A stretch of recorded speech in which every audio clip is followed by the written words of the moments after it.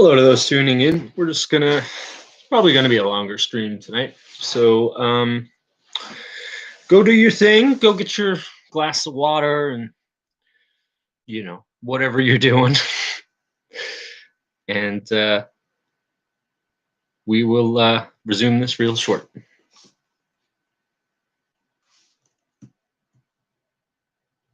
I'm hoping that this song will play, and I'm sorry if it doesn't.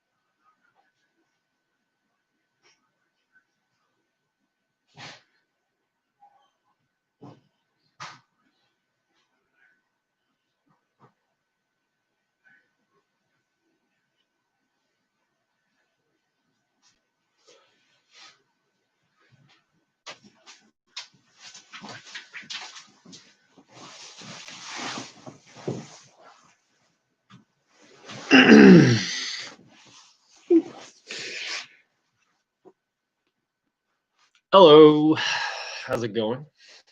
Give it another couple minutes before we start because I think there's going to be a few people that need to hear this. Say hello to everybody in chat. Hello, Smokey the Bear. Fellamon, Zero Infinity, Abort Mission,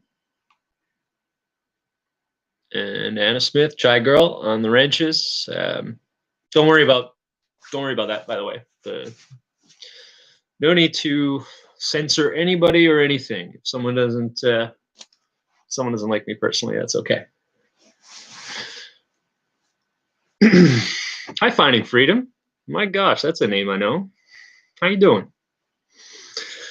Christian, hi. Is that a Portuguese name, by the way?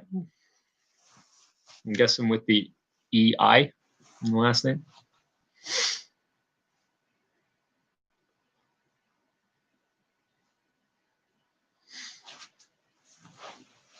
Are you from Brazil?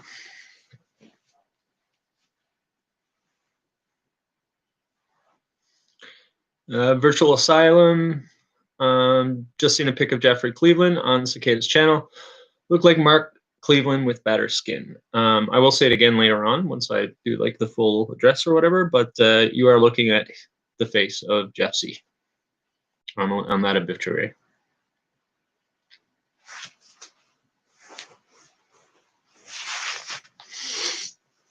Portugal and where I'm from have close ties. The British and the Portuguese were protecting the waters around here for hundreds of years. And their longest, I believe, that England and Portugal have the longest running military alliance in history. It's still going. Hi, Ice Cream Day. J.S. Hansen, I see. Just Me is in. I'll get to the questions and just if you don't mind, just hold on to your questions for a moment, and we're going to have lots of time this time. I'm going to stay on for a good bit. This is not meant to be a quick line.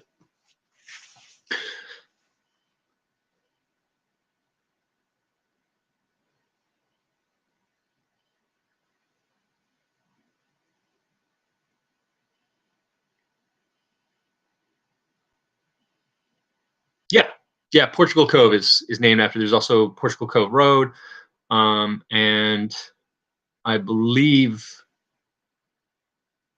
we have a sister city with Portugal. I want to say it's Porto, but I could be wrong on that.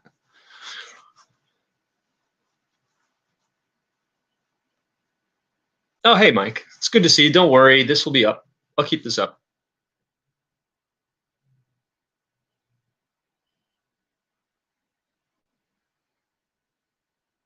Yeah. Okay, I think we're good enough to start here now. So I want to just put on record to verify that the link that I posted there in the chat will go to an archived version of montrealgazette.remembering.ca. So I can verify 3 things so far. The pictures that you see are indeed him. That is Jeffrey Cleveland. I've never seen these pictures before. I didn't know that they existed.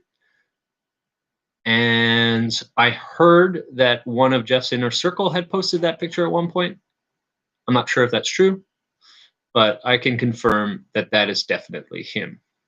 Definitely him. The second thing that I confirm is that remembering.ca is definitely a legit website. And the third thing that I can confirm is that the Montreal Gazette, it is a legit newspaper. It's a mainstream newspaper in Montreal. It's owned by Post Media, which is one of our largest media groups here. And when you go on their website and you click on sections, obituaries, it'll send you right to that website where you will see Jeff. So on the mainstream side of things, this is confirmed on the mainstream. This will be as close as you get to the truth. Just 1 second there.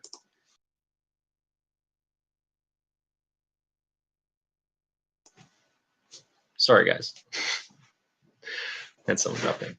This will probably be as close as you get to closure on this. And therefore, I believe it's important to those seeking closure that have found this, that this is as best as it will get, that Jeff C. has passed. For many, asking more questions. For many, not all. For many, asking more questions will defeat the purpose of why I came. The reason why I came was not to bash Jeff or anything like that. I don't necessarily trust any of the narratives right now, but I think you have enough evidence right now to come to that closure, which I was hoping I could help or have some part in helping you with. And realize what he would have wanted you to do, regardless of what the true outcome is. You have to pick up his torch, not as a martyr, but as one that exposes the truth. To focus on him as a martyr would be what I believe the powers at be are hoping that you would do. And therefore, I must say that if this is enough for you to move on, then you should. One thing I always worried about with Jeff and his, I guess, seclusive nature is that this could, the story we've gotten could be very real if you isolate yourself and if you seek other people that are isolating themselves to give you your sanity, then this can create a domino effect at which I'm seeing in this movement.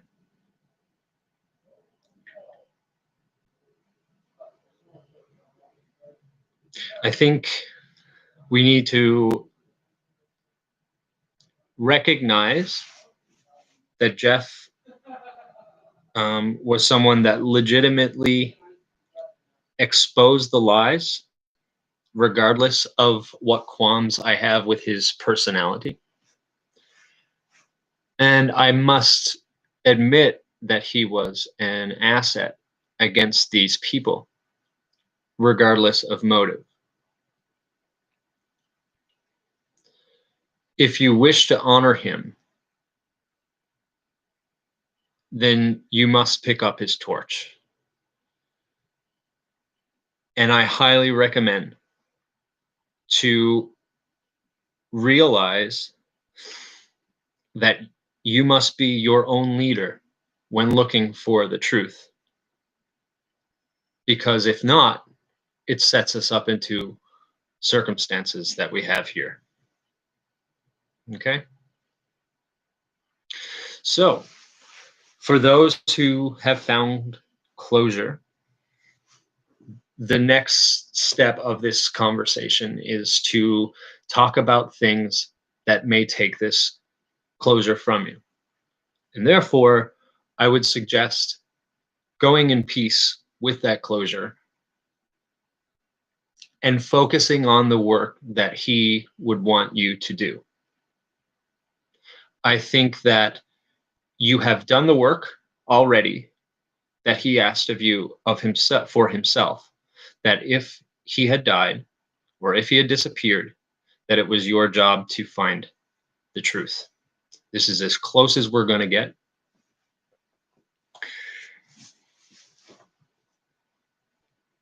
So I think that's your next course of action for those who don't. So we'll pay the respects that he is regarding, or sorry, assuming that what we are seeing right now is not a fabrication, then let's pay him his respects by taking up his cross and holding the lamp high to expose what he used to expose. So we'll keep it at that. We'll give you a couple moments, and I'll address stuff in the chat.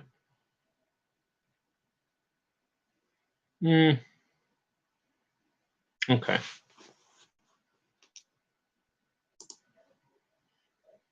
Fair enough.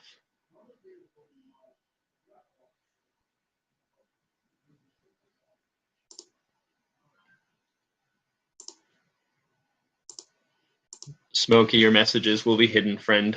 You're talking to yourself. They only let you. They only let you. What do you call it? Shadow ban or put them on a timeout. So I do want to keep this chat here, one that people can have discussion. Now, I only hid you from here, hopefully, but you're welcome to go to my chat room that we have set up, the Rip Jeff C bunker chat. You can go ahead. It's okay. It's no big deal. But I think that we're trying to get some productive discussion here, and this is probably the best thing.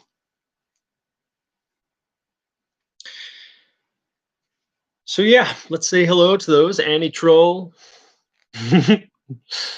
Anti-troll. It was like you had yourself like the Batman sign or something came up. Here you appear. Or maybe you're one of those double pronged psyops that I'm talking about. One person comes in, you know, good cop, bad cop kind of thing. That's okay. It's okay. Now, I guess the next part is speaking of some issues that I have with this right now.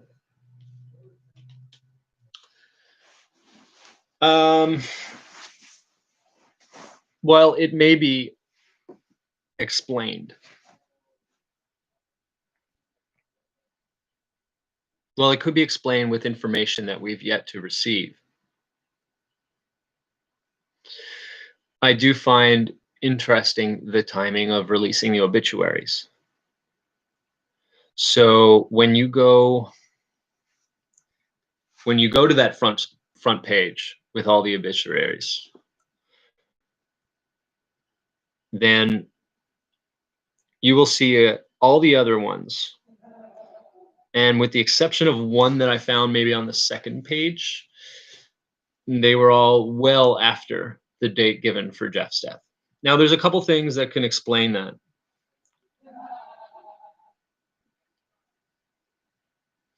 One being maybe because they didn't know the time of his death. This is arguing that this did indeed occur.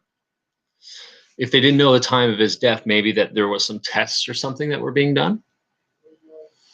Maybe if the story that he went to the hospital is true,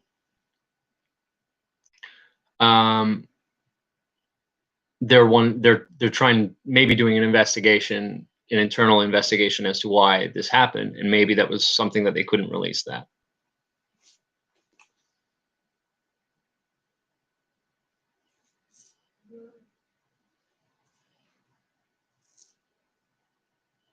Yeah, it's called derailing a conversation. Sorry to those that are not on live chat. Rumford goes to. So essentially, that could explain why. But I do find it very weird how you guys were all asking for this obituary to come out. And we were hearing about coroners, and we were hearing about maybe there's some guy that found him. Something still doesn't add up to me. That it would come out at this time now that there is someone who can visually identify and confirm his pictures. I found it too inconvenient.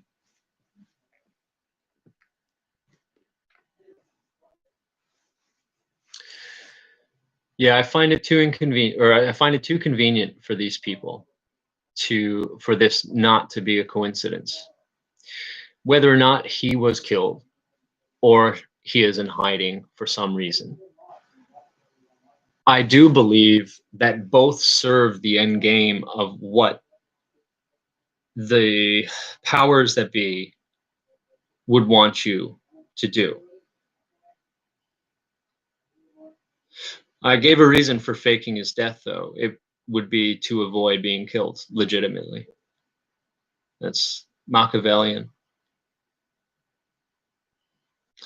So, in with this, I find that very interesting how that hasn't come in until right now. I am shocked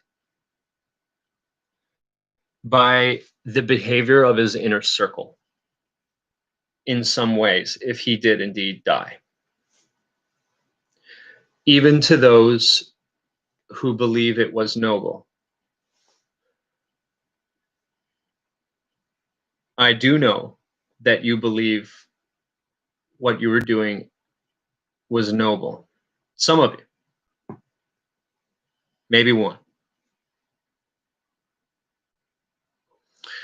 But the way you chose to do so makes a mockery of the person that you tried to defend and protect. Jeff was the first person not to believe some mainstream story about how someone died. He was one of the first people to question it here. And I think you've made a mockery of that when you disallowed people to ask questions. I understand that at times like these, if it is the case, his family deserves respect and a certain level of privacy.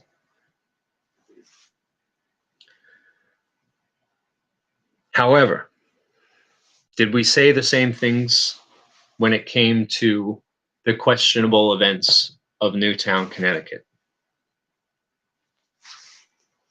Did we accept a coroner's report then? Did we accept the mainstream media's lies then? So why does Jeff's inner circle demand that we do that for whom would be the first person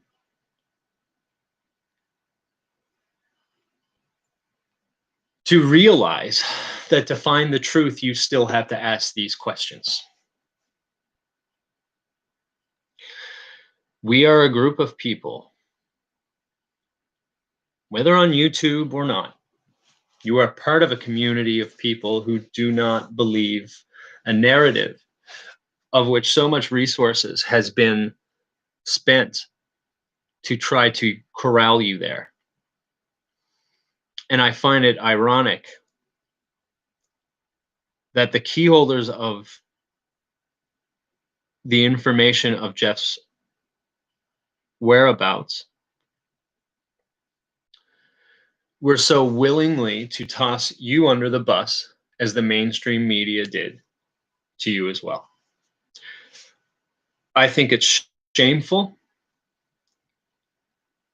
I think the way it went about as well, from what I've seen, was worse. I saw people believing that they are the experts, that you are to take their word and say no more and ask no questions. Well, guess what? When you do that, that's how things become compromised.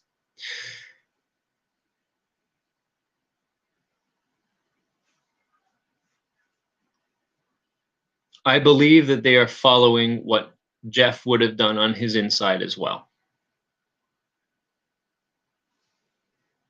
We needed Jeff, or at least him in spirit, to look the mainstream in the eyes during this time and tell them, F you. We're not believing your lies. But instead, you got many people, and I do see people that took it on face value. I will hold my opinions for the most part. I don't think you received any proof of death until today, or any evidence of death until today. And if you were able to find closure before that, hey man, good on you. Good on you. But I think that people have been stringing you along up until this point, and they had no care about how you felt and how you thought, to the point where they'd even ridicule you and say that you were just disgraceful for wanting to get answers. The thing that we've been doing since Sandy Hook, beforehand, things like that. Okay?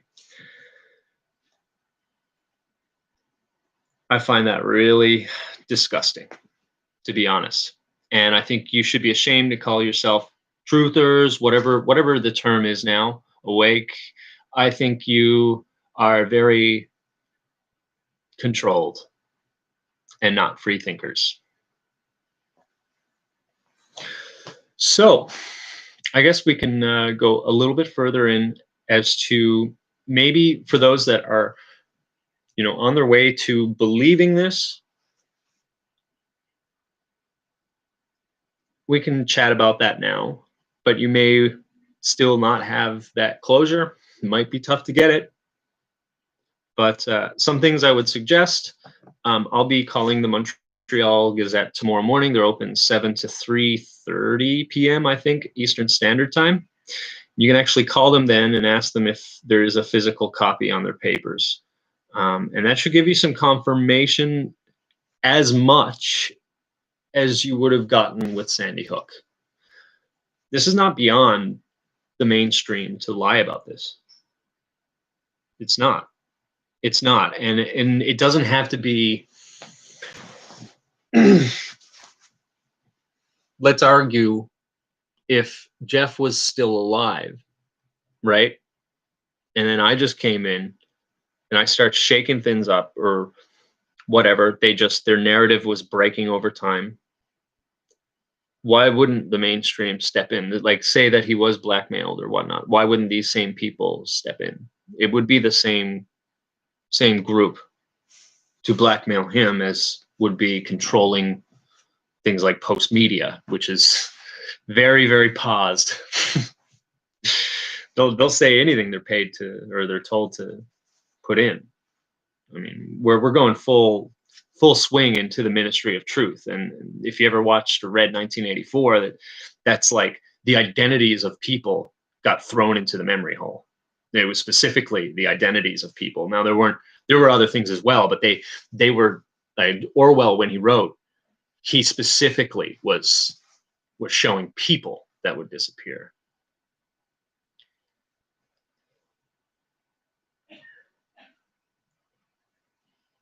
The reason why I'm bringing up Sandy Hook is because the way that the media treated the truther community during Sandy Hook is exactly how Jeff's inner circle of mods and whatnot, social circle, you know what I mean. This is how they're treating you right now. And in the mainstream media, that we can go back to that again. They don't, the talking heads on the media, right?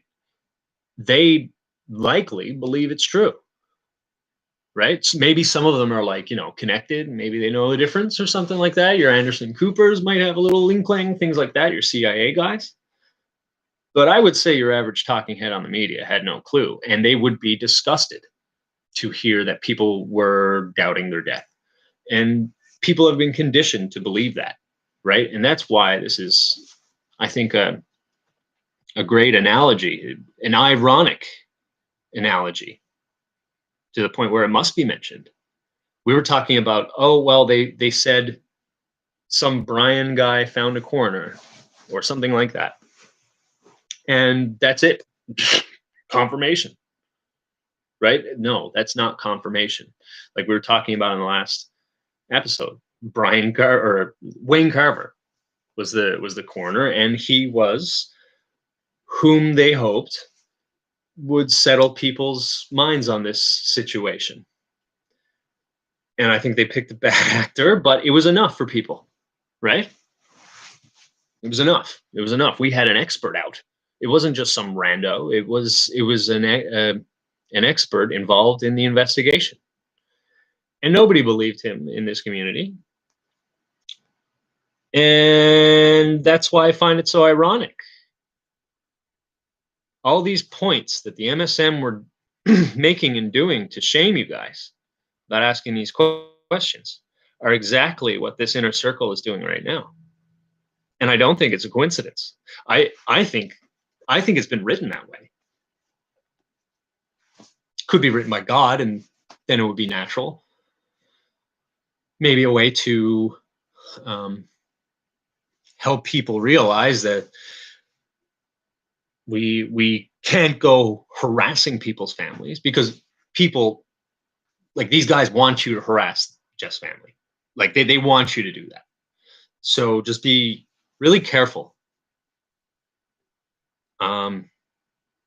Because what it looks like to me is that we have the same kind of two-pronged attack, right? Provided I'm right about this whole Prestifa thing that has swarmed its way around Jeff, right? They would have a narrative of saying, no, don't listen, or don't question anything. And listen, they know you're not going to buy it. The creator of this theoretical plan, they know that a lot of you aren't going to buy this, right? Some of you are that vested into Jeff that you would, but many of you won't, just by the nature of your character that brings you here. So they would then come out with the other side, the other prong of things, where it gives you a million different possibilities, including Jeff is a little person and he died, and things like that. And I saw a few people, they were worried. They really thought it was them, and that's really sad. I think that this is a planned attack against you guys, and it's meant to divide you from within.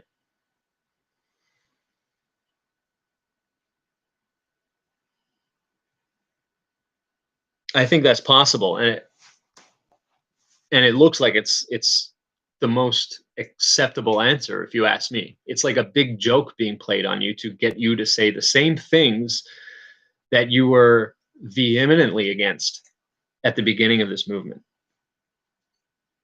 And I think they want to laugh at you for that. That's why I think I see a lot of crazy stuff out there. So I've kind of yammered on for about half an hour now. I get, man, I'm verbose. I know. Let's go through some questions. I think I did see a few. Sorry if I missed them. You can go ahead and start posting. I'm going to go through them now, and then if there's something else that pops into my mind, I'll do it.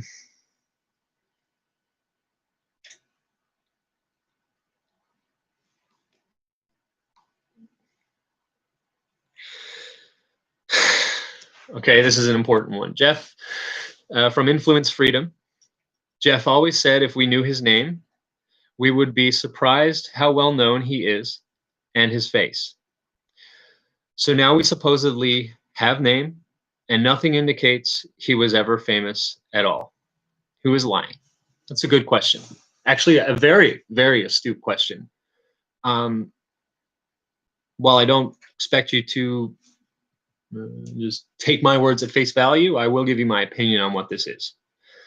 Jeff, as a narcissist. And I also saw someone say you don't speak ill of the dead. And I get that. I'm not looking to disrespect anybody, but I think we need to start speaking about the truth and stop worrying about who it's going to offend, because I think someone's using that against you. And I think that was no mistake that that was also said here. They want to shut this down at all costs.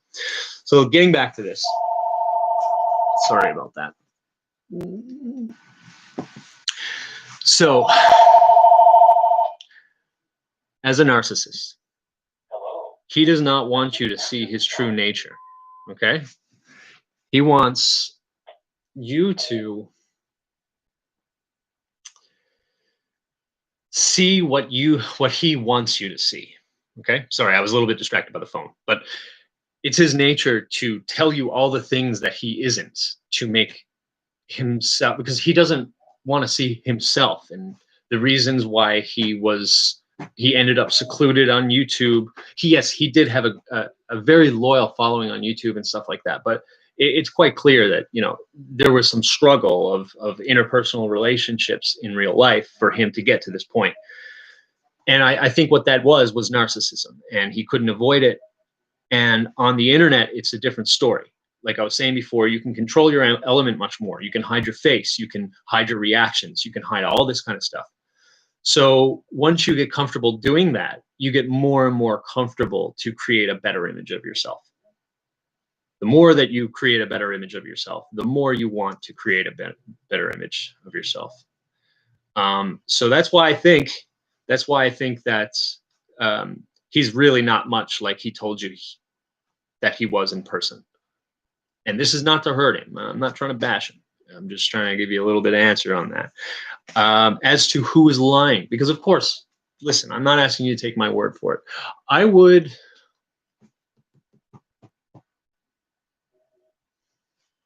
The best thing I can tell you is that over the past few videos, I explained his physicality, even to the point when I was like looking at Mark Cleveland, his brother, and I was like, man, this guy is as close. This picture is far closer to the totality of what I can recall than what I can give you. You know what I mean? If I were to draw you, if I were to give you, you know, if we had a sketch artist draw my the information that I were to give out, Mark Cleveland was probably a better drawing of what I had. So I think maybe you might get some peace in that I was able to describe him before we saw a picture. But again, you do what you need to do. I'm not telling you to believe anything, okay?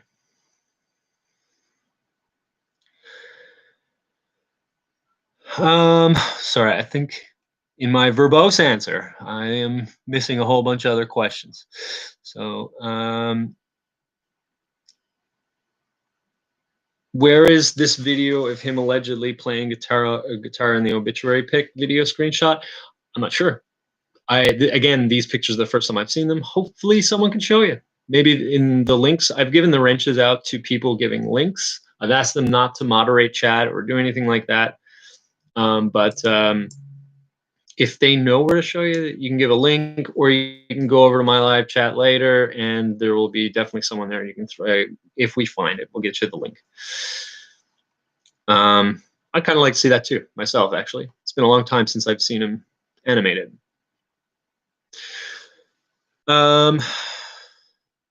Speaking of Sandy H, please watch 60 Minutes episode on January 3rd of 2021. You will be outraged. Interesting. I'll take a look, fellow man. Thank you.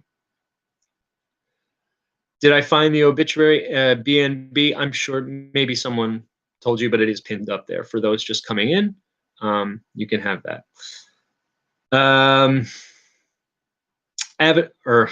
Evidence seems to hate Jeff, and so I hate him. Nah, I don't hate Jeff. I don't hate Jeff. Listen, I was close to him as a friend. I, in a way, did what a lot of you guys did. I idolized him as a leader. I don't know if you've ever met your hero before.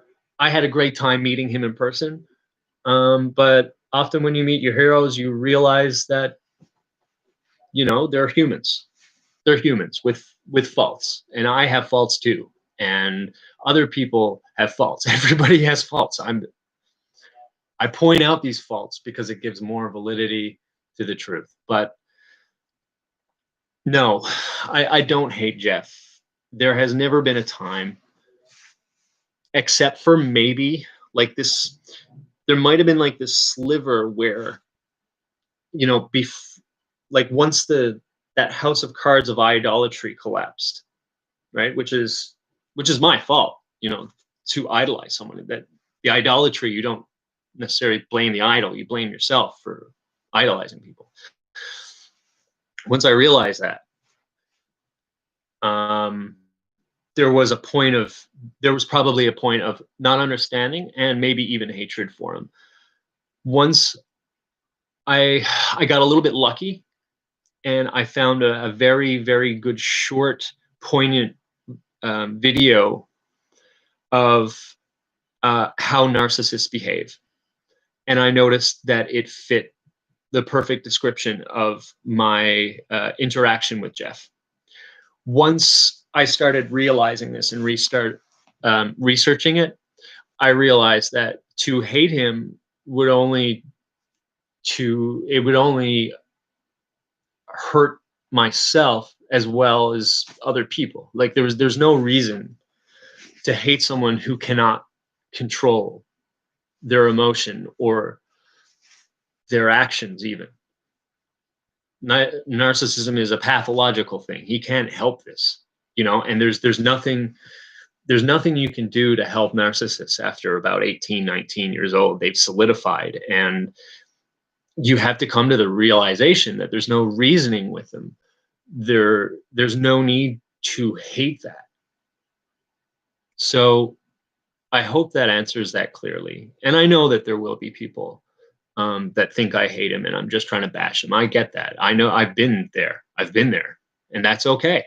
That's okay. You can believe whatever you want, um, and I'll respect it. Even I get it, because I mean, like there's been times where I've been so emotional over this. You know, like back in the day, maybe even now I've had emotions come out. You know, but no, I don't hate him. And in fact, I want this to not be true, that he is dead in a way. Um, the reason for this is that he is so effective against the mainstream that they knew they had to get rid of him. And I think that's what's going on here. And for that reason, I would like to see him put one of the final nails in that informational coffin. I'd cheer him on for that. I would. I would.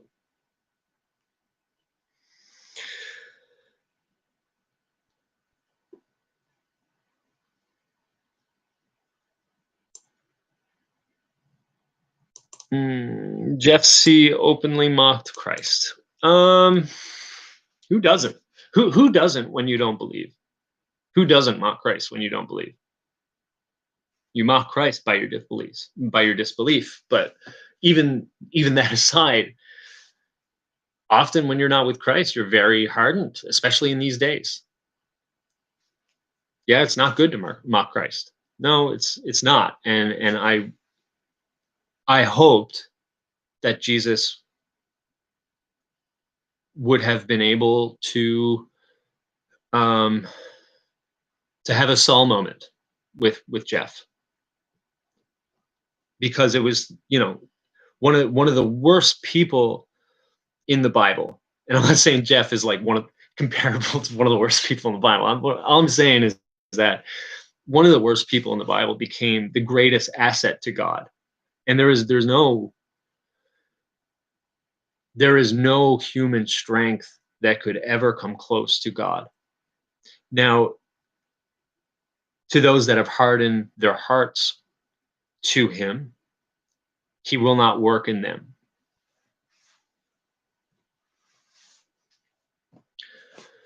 But he can break them. And I had hope that that would happen, that he would come to the Lord. And I think that with that love, then the love would have really made him an effective warrior, an info warrior, whatever you want to call it.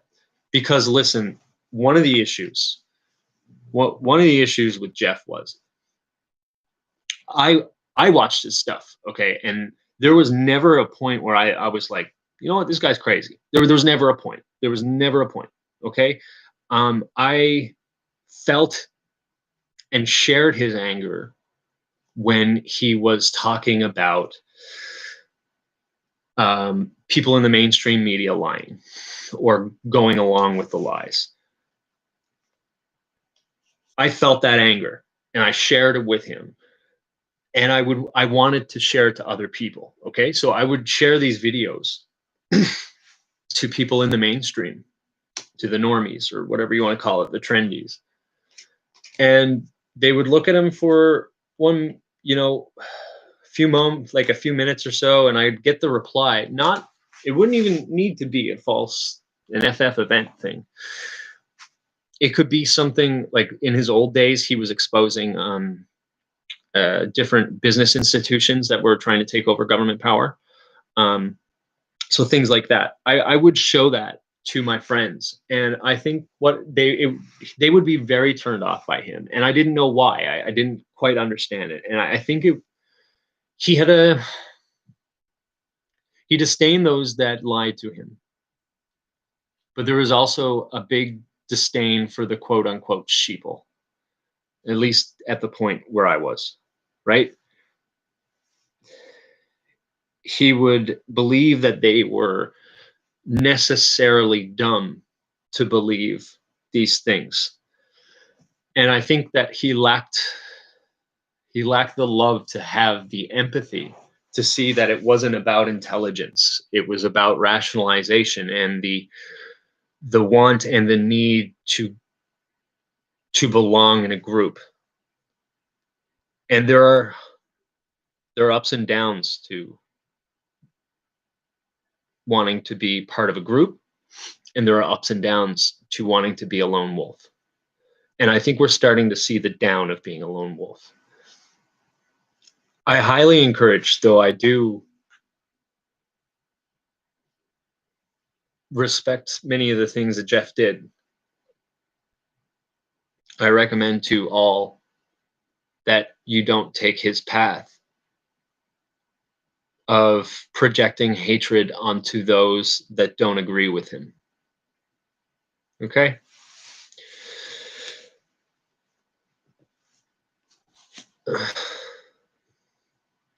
Sorry if I missed anything.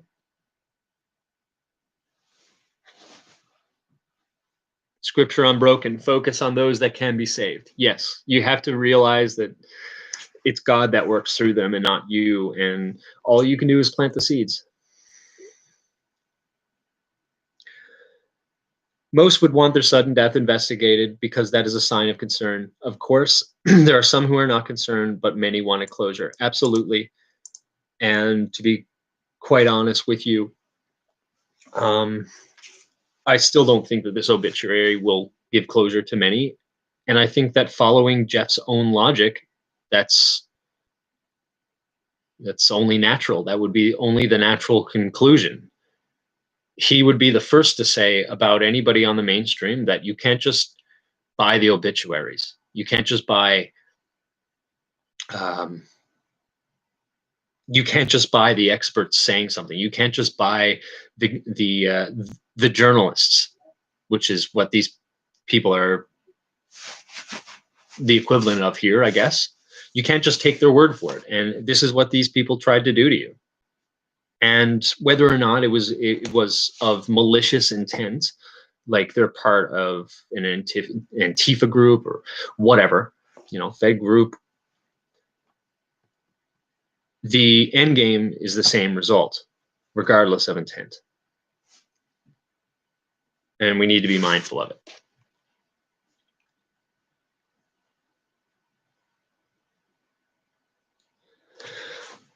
So guys, oh, wow, there's this 51 here. Hello all. You're welcome to lurk. You're welcome to chat. Please go ahead. If you have any questions, I will be here for the next, at the very least, an hour. I'd like to stay. So, yeah, here's the thing. Someone was talking about God did say, bless you all. Even the devil believes in Jesus. the scriptures are quite clear in that. He knows who God is, the devil. He knows who Jesus is. Okay? It's not about it's not about the acknowledgement of him. It's, do you believe that he's your salvation? Or do you believe that you can grant yourself salvation? And there's many people out there that believe that they can grant themselves salvation, whether they understand that or not. And many of these people say, God bless. There's a whole bunch of atheists out there that was like the social thing too. Kind of like the same reason why, like in my place in Quebec, where he's from, a lot of the swear words are actually church words, a lot more so than other places. It's probably heavily influenced by the Catholic Church, but it was stemmed on the root that the church was the source of all good, and those swearing, using those words, were trying to mock that, and people that would just say it were just people trying to fit in. I hope that makes sense.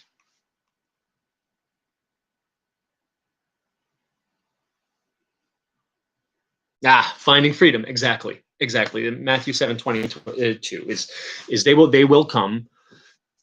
They will believe that they are justified when they come on the judgment day and say, look at all these things that I've done. Like, why wouldn't you take me? And it goes back the same thing with the rich man and the poor man in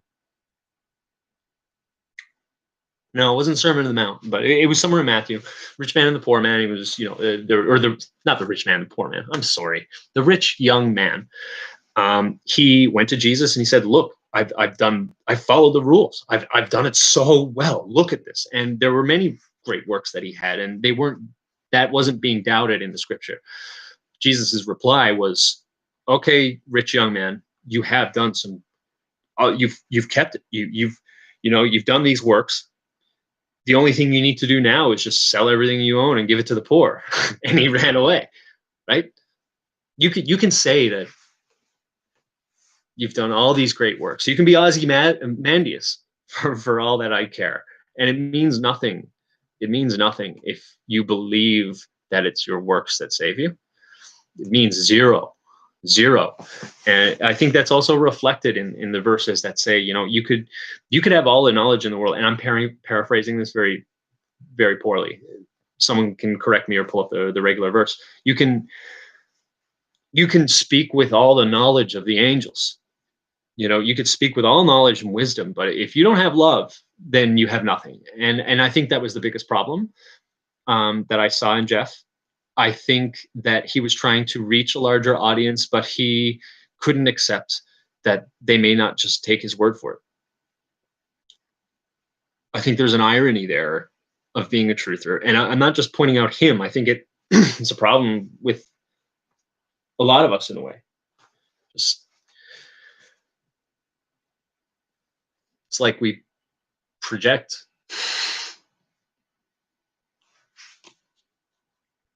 We have to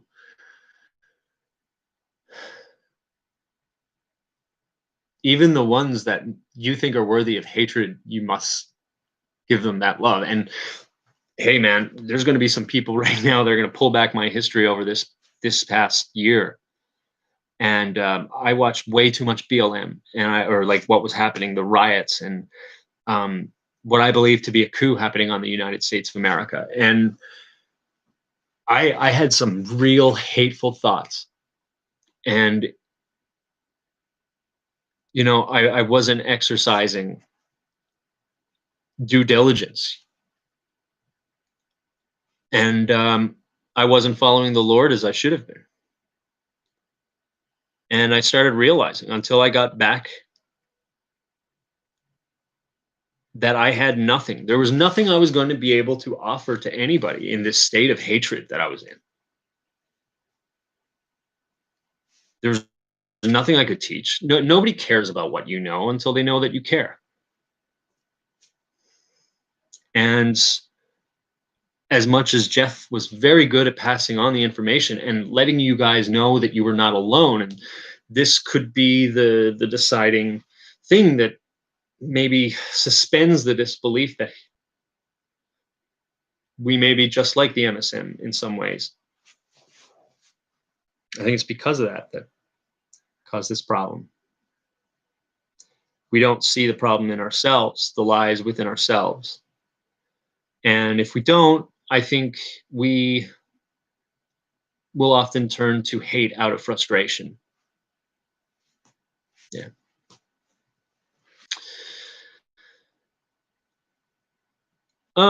Maybe he has another channel with his music on. I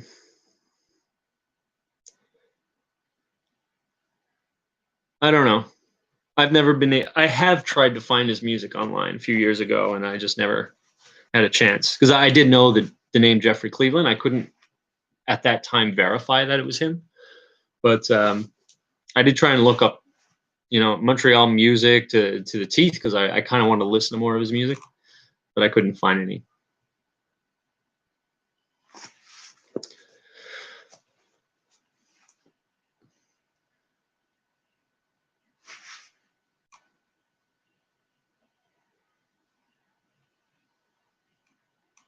So in the chat, you're more than welcome to just leave your opinions. We can have a chat on that. From what I could tell, a lot of his music was kind of like he really did like the Beatles. That I'm pretty sure everybody knows that, and a lot of his music was classic rocky, from what I could tell.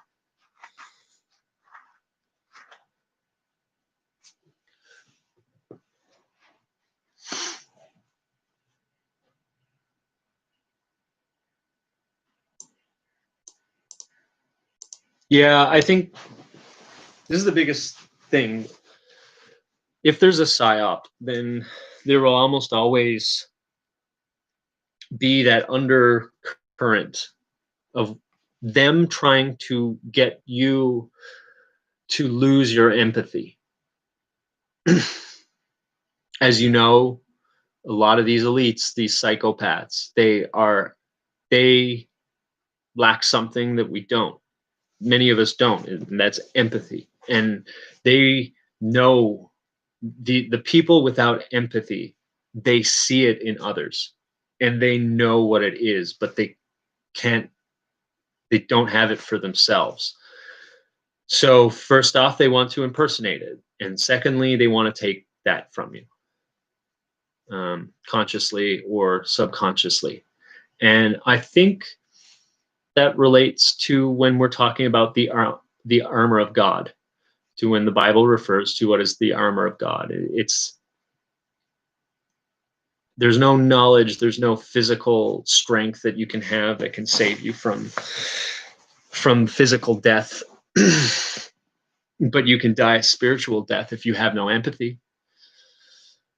And I think that's scarier.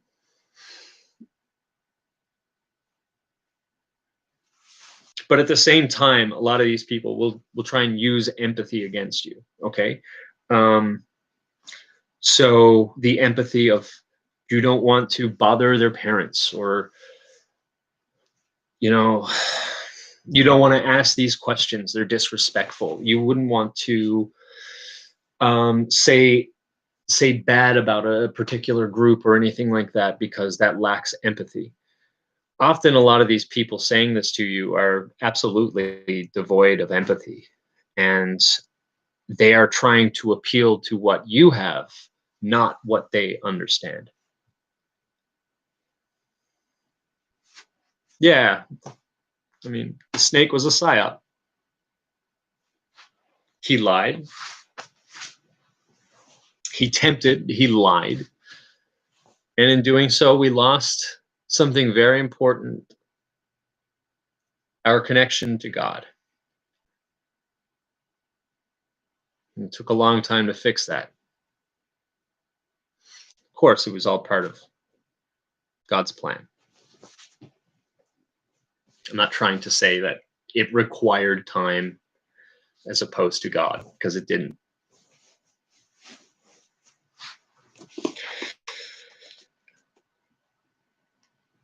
I think you can only really pay your respects properly as soon as you get closure. Otherwise, you won't be fully committed to the sentiment. Yep, yep, yep. And I think that's what a lot of people are relying on, that you don't go out there and say, you know what, I got to pull myself up by the bootstraps and expose what's happening in your own way. It doesn't mean that you have to make videos. Okay.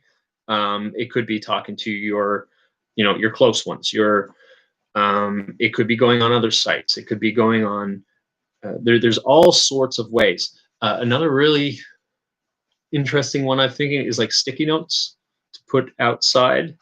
Maybe if there's some sort of reminder telling you to wear this, wear that, do this, do that.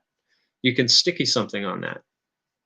Maybe some sort of website or some information, or maybe a Bible verse, things like that. You'd be really surprised. You'd be really surprised what impact you can make. I wasn't going to come back here.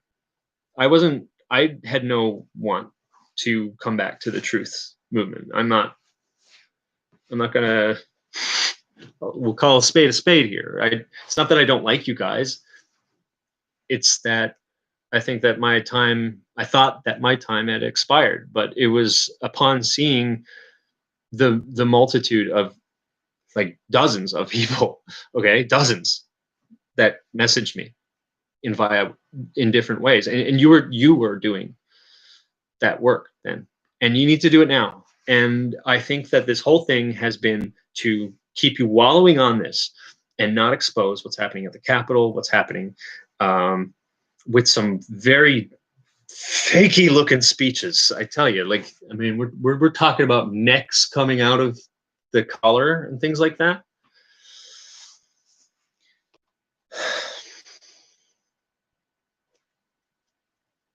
It was your persistence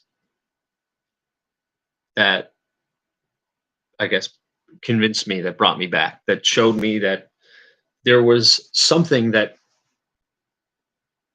could be offered to help people. And I think you can find that for yourself too, but you won't. You just won't. If you believe these leaders, these people that just made a mockery of Jeff, and again, I know that there's people that are good people there that they don't know what they're doing. But if you're focusing on this and this alone, then there's no work being done. There's no outward production to help those that are not ready, even though they're starting to see that there's some real problems in this world. Like, again, people are losing faith in the establishment. And it seems to counteract that. They tried to import that establishment into your movement, okay, with this circle. And Jeff may have never known, but I tell you, the fruits that I see here today, Zero is saying, the fruits that I see here today, we had people telling you, oh yeah, we'll get a corner maybe, sometime. And then they go silent. What? What do you mean? Are you kidding me? This was the best you could do? No, this is the best that Antifa could do. This is the best possible outcome for Antifa. That you don't do anything, you don't red pill normies, you don't go on maybe places like Donald.win, which this is a treasure trove, a treasure trove of people that are waking up to this stuff. Okay, if Jeff got his way into Donald.win, if people like that, you're going to hit a jackpot of people. If you go on Gab and you start pushing this information, you're going to hit a jackpot. Okay, maybe you don't have singularly the same reach as Jeff did, but you as a mass, yes, you have far more reach than Jeff did. Okay, Jeff was great internally. He had problems connecting to the normies. Many of us have the empathy and relatability to connect to the normies and say things that will get them thinking. But he would have been a great asset. But you can be better. You can be better. The only way that you could not be better is if you allow these leaders to keep you wallowing and questioning them and focusing on them. They don't care if you focus on them. I mean, maybe they don't want the slack. Maybe they don't want to lose the investment of time and money that they've put in. Maybe they don't want to lose their credibility. But if these guys are shills, at the end of the day, they got another job waiting for them somewhere. They don't care if you talk about them. In fact, they want you to talk about them. Look, this was the ploy of the flat Earth thing. The best possible thing that we could have done was ignore it. I'm going on the basis that I believe it's not true. It's okay if you believe it. Totally fine. You believe whatever you need to believe. It's totally cool. Personally, I don't. And I think that the people I believe to be actors involved pushing the flat Earth thing, it was really based on making it look like they didn't want to be talked about. So you'd hit them, and talk about flat Earth and whether or not flat Earth is wrong or flat Earth is real. Or at the end of the day, what effect did flat Earth have anything to do on questionable events that happened? And it is nothing. It's that it was all BS. It was all BS to get you to talk about other things, in my opinion. And again, call me an idiot if you want. Say I'm wrong if you want. You can have a different opinion. I'm just trying to give you one example of what I believe happens. They want you to talk about them. You know, what I recommend is to completely ignore these people from now on. If these guys couldn't give you proof of death on the leader of asking for proof of death, then they're useless. They're 100% useless. Let me see if I miss any stuff here. Just a sec.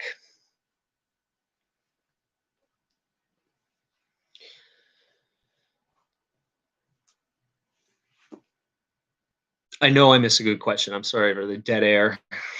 I know I missed something. I'm trying to find it. This is a great one. I think what happens when a lot of people come on YouTube is that they finally have, or they initially have good intentions, but their ego gets the best of them, and they care more about being popular and getting views. Yeah, even I had felt that to a small extent.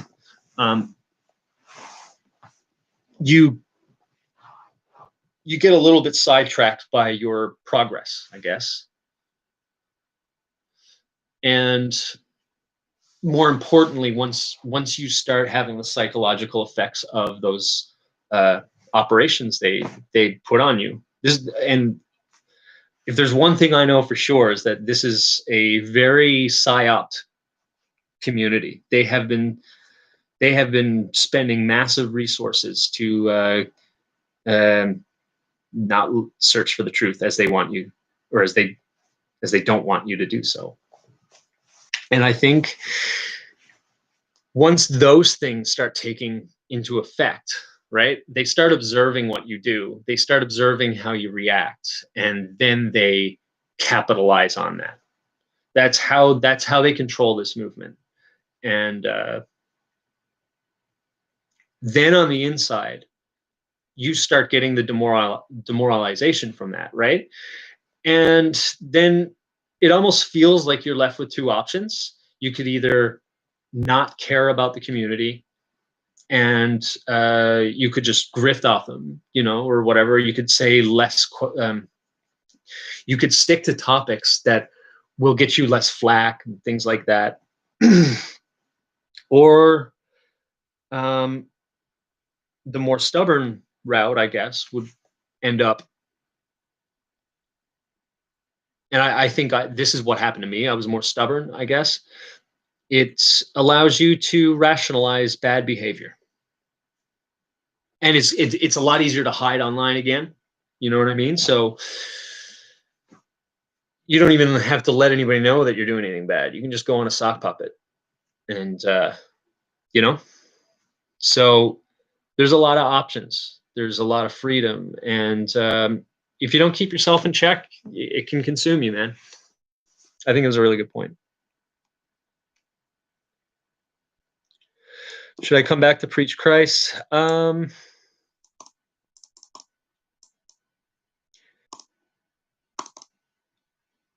Yeah, maybe. Maybe. I think this is an important time right now to get people to come to the Lord. I don't think I'm pastor material. I think actually I'm disqualified from it. I don't have a family.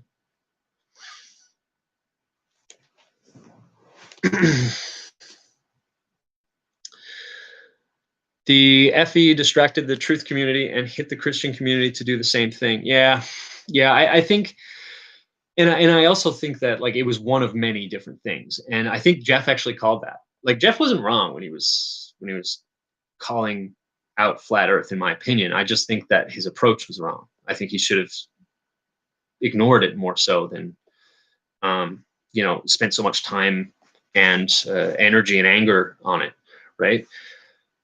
But yeah, that's what they did. That's what they did. He called he was going to be like, what's next? Is it Holohost or Holohoax? Is it Dino Hoax? Is it Nuke Hoax? And they probably, if they wanted to, they would have. So yeah.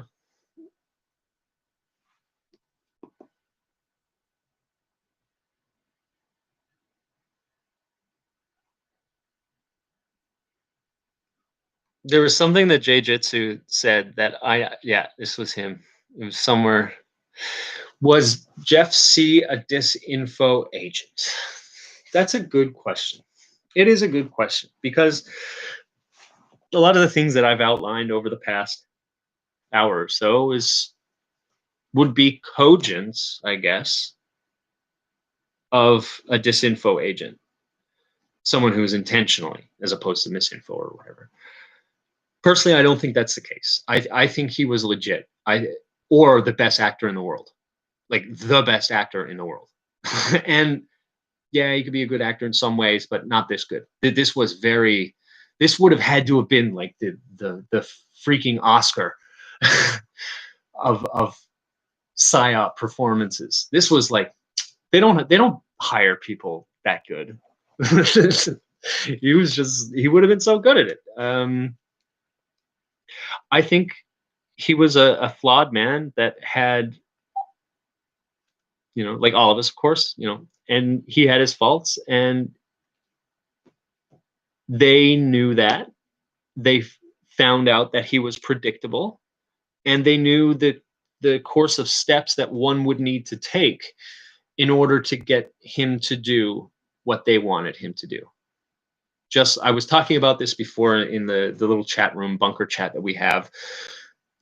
Hitler, for example. Oh, am I allowed to say that? Oh no.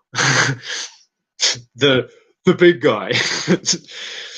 He was most likely, much more malevolent case of narcissist and psychopath or whatever.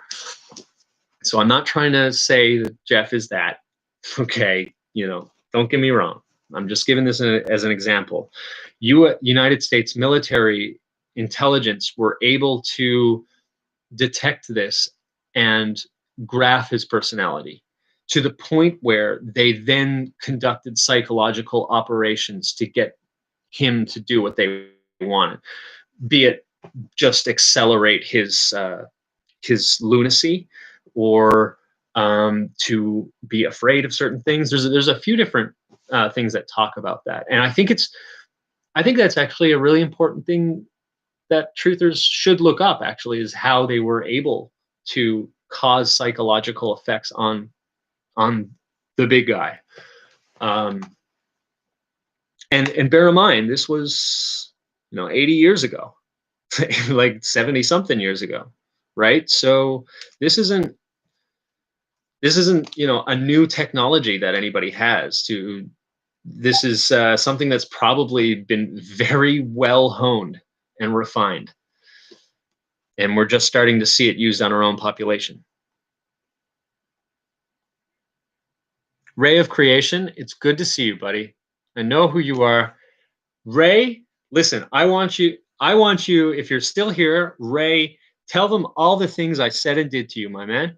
Because there was a point where I treated you like human garbage and it was disgusting. And I'm pretty sure I gave you a heartfelt apology on the reason why I did that. And I hope I took full responsibility for it. But man, I remember 5 years ago, my gosh, the stuff that I said and did to this poor guy because I felt that I was doing the right thing by Jeff. He was part of a group that didn't necessarily agree with everything that Jeff said and did. And that's totally fine, right? Jeff didn't like that. Jeff wanted to organize against that. And I decided to go overt, not covert, and target people specifically, and try and say things to shame them. This is, and I felt perfectly justified as a truther, video creator, inner circle person. I felt perfectly justified in doing that. And yeah. Oh, for sure. And I'm pretty sure, the apology and the forgiveness has been done. At least I hope. but the main point I'm trying to get at here is that people thinking that they're doing the right thing could actually be doing a mockery of that which they hope to achieve. So Jeff saying he was in the military. Yeah, I'm pretty sure that he said publicly, at least, that he was in the military. He certainly said it. We've certainly talked about it. I remember talking about it with him. I think if he was military and like this is part of a psyop, then he wouldn't have said it.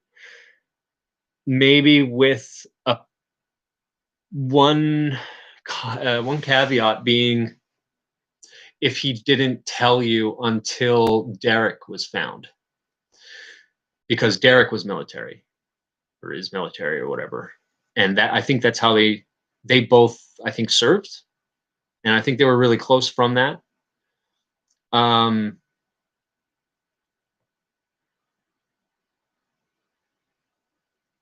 So yeah, it could be that, like, he had to admit enough to say that he wasn't an agent. But I think that anybody who has spoken to him a lot of times, enough time to say that there's his acquaintance, at the very least, will be able to see a genuine, like, it's different from your, your paid, who you think is a paid shill. Jeff doesn't sound like that, because I'm pretty sure he wasn't. I'm pretty sure he was the real deal, and he had flaws, and that emotion got the best of him many times, and it caused adverse effects on the audience than what it should be doing naturally. I think I'm just saying that the effects that he had that could have been negative doesn't necessarily mean he's a disinfo agent. The things that I'm saying that he was doing, even if it was the intent of someone else, it's not necessarily him doing it. It was not necessarily him doing it. I truly believe he was not a disinfo agent. I really think he was legit, and he was, a real person with a real narcissistic personality disorder. And I think that explains things a lot more when you look into, the holes in a theory or whatnot, than would he's a shill. I think it will make a lot more sense to you if you research narcissism and compare his actions. I have a lot of videos from back then too. You can go back, look that up. I've documented a lot of the personality. And again, it's not to shame the guy. I think this will help a lot of people bring closure. They can see the personality recorded in real time. And it wasn't just me that posted that. I think half of these videos were created by other people. It was just the entirety of its documentation should help you. And I'm really appreciative for everybody that tried to wake me up during that time and after that time. Will I make more videos about what's going on in Ottawa and the world? I would like to do that. I didn't want to stop making videos. It was just that when you get slammed with like shills all day, not shills, I shouldn't say shills. When you get a lot of flack as a creator. I think someone had asked that actually, and that was one of the questions I was looking for. Yeah, I got a lot of lashback so far for this. It's been a few, I guess, half gutted threats or whatever. It's not, these things happen and I'm used to it.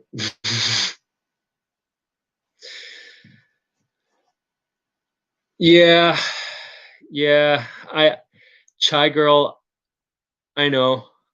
It's hard to see if you're not in that inner circle, man. And even if you're in that inner circle, usually you've gotten to that point because you're willing to give too much benefit of the doubt. But I think it is quite clear. The more you look at it, it's not borderline. It is to almost like every point, almost every point. Now, that being said, if you look into like, the psychology, the updated DSM or whatnot, they're really trying to move away from saying, this person has this, that person has that, and that it's a collection of things, at which one thing could be more predominant over others. So maybe you're right. Maybe there is, and the mind, like Jeremiah says, Jeremiah 17:9 says that the heart is desperately wicked and deceitful above all else. Who could know it? And it's very true. It's very true. And if I'm going to take the flack, I would do it for the gospel. Yeah. But at the same time, scripture, how do you feel about the events that are, let's get into some conversation. I've just been talking all the time. How do you guys feel about the events that's been happening over the world? Would you consider this to be biblical? I would actually like to hear your thoughts on that.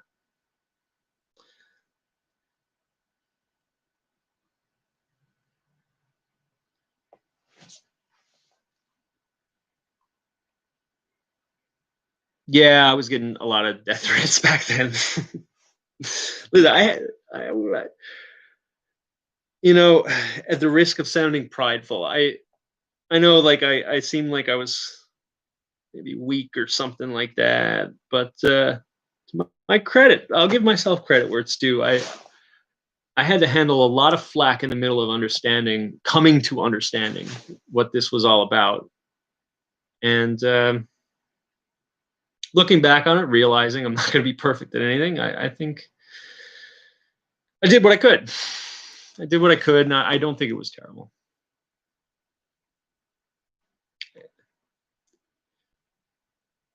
I was hoping it would be more effective, but yeah.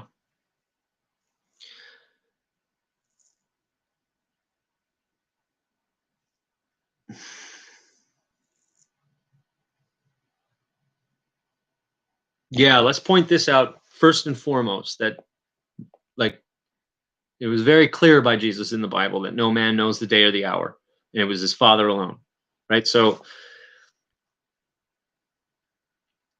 we got to be careful about saying this is the end times, of course, because I've always said too, anybody who's trying to tell you the date of this, the days of this, it's like they're the first people you shouldn't be trusting on YouTube. It's not me saying that; it's the Bible said it.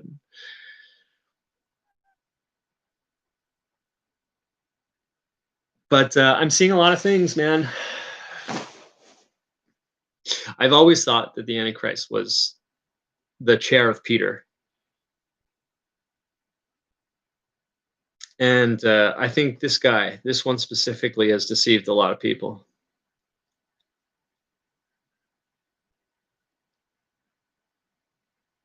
I don't know, man.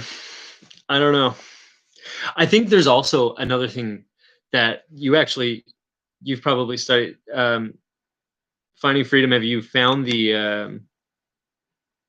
the New Apostolic Reformation has dug its claws more into certain things because they're so elusive and so vague that you can't put a finger on them because they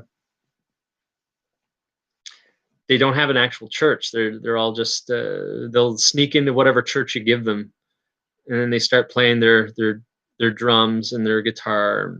I'm not saying that's going to bring you to hell. I'm just saying that these guys seem to be all about the show. And maybe someone's trying to sell you the show that this is the end times because they have an ideology that believes that they alone must do the work to bring back Jesus under the Seven Mountains Mandate, as they like to call it. I do not believe that, of course. I'm just telling you what these people believe. And they're not a denomination, but they like to seep into other people's denominations. It's very insidious, very insidious. Even Trump is kind of surrounded by these people. Paula White, I see leading a lot of prayer things. And one of those seven mountains that they need to take over to bring back Jesus, according to their theology, is the media. And you see a lot of those prayer things on RSBN. And I like RSBN, but we do need to be wary. We need to be wary.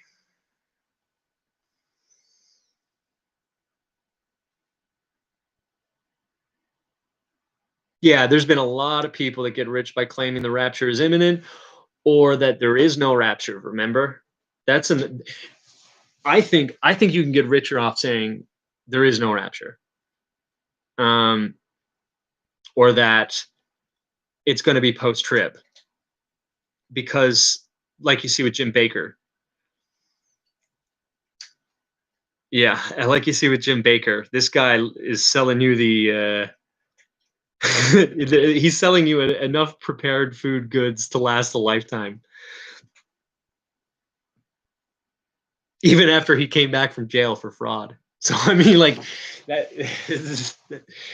That's a great way to sell stuff. You got to give him that. You know, if you have absolutely no shame over your profession as a Christian,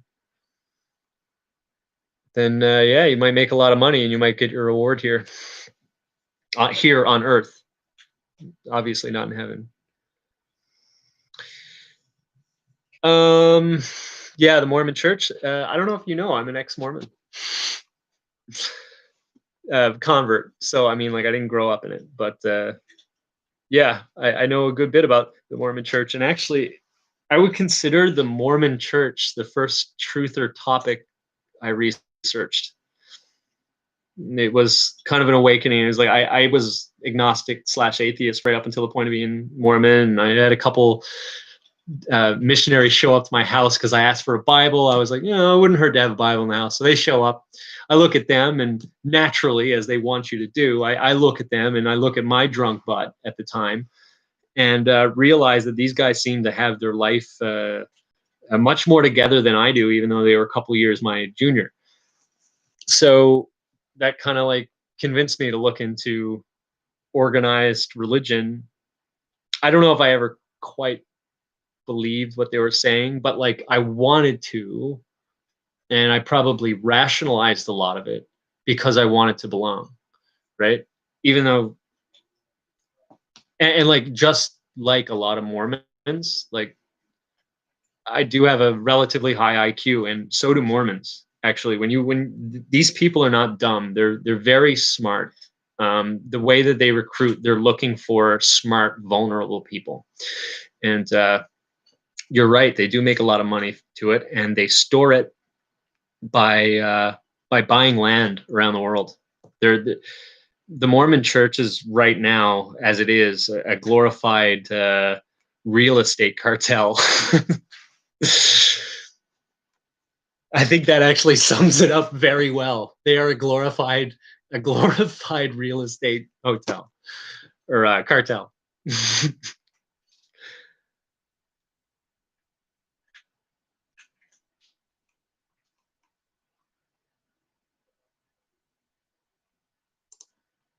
all right. Just a sec. Just gonna buffer.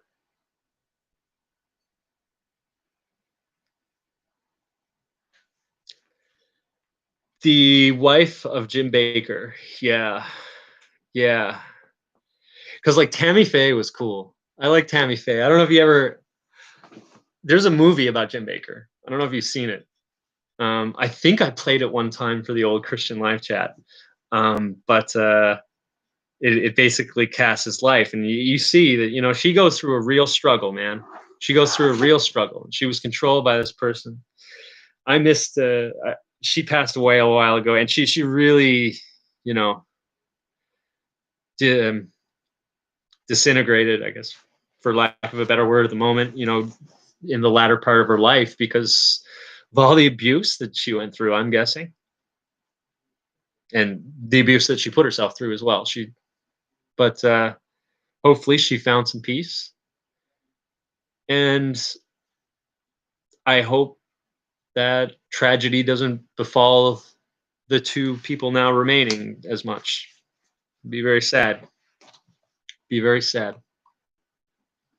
But that makeup job, yeah, I know what you're talking about, man. That's tips from Trump. That's and by the way, I like Trump. I do. I put your faith in no man, but I mean, if we got a chance, he's the one. Yeah, Tammy Faye was great. You could tell this was a lady that thought she had the perfect life, and it was an illusion. And it took her a while to realize it. It took some drug addictions to cover it up to herself. And while I didn't see the surreal life, I certainly hope that she found closure.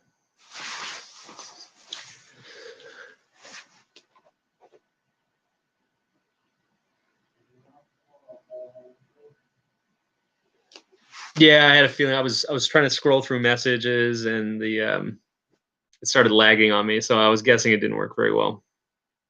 Just let me know if you can hear this. And please, yeah, if you have a question, do the @Avidon thing, because I can. It highlights it, and I don't have to go looking for it so easy or so hard. Because I really enjoy these chats. It's kind of interesting. Kind of catch up with you guys. Yeah, televangelists, man. There's a reason why they're on TV. They don't get there for no reason. Oh, and someone was mentioning the Jesuits. Yeah. Actually, we'll do it live. When I was doing those things, I had a series called Talking Jesuits, and really that was when the things started getting real weird. There was a point in time where I even thought that, like, Jeff and my fallout could have been some sort of involvement with that, because like I was having really weird shit, like really weird stuff happening to me. I was in Quebec at the time, in Quebec City, not Montreal, not a more English part of Quebec City. Quebec City is French, French, French, French, French. You are French, okay? Maybe in like the capital part where I was living at first, maybe there's some English people there, but when you're anywhere outside of like those 8 square blocks, they're all French. They all expect you're French, right? So I'm there just outside having smokes or something like that at the time. And this happened multiple times. People would greet me talking in English, and not just like because Quebecers are kind of anglicized in a form that they'll use some English when they speak. So like they'll say yes sir if they want to say yeah, or they like the B word a lot. They really like that one. So they'll give you like one word, but they won't talk to you in English. And I was getting like long greetings in English as people would walk by. I thought that was like, and listen, maybe I sound paranoid now doing it, but I was just like, okay, this is officially sketchier now. How do you know I speak English? I wasn't speaking to them, and they were just random people walking on the street.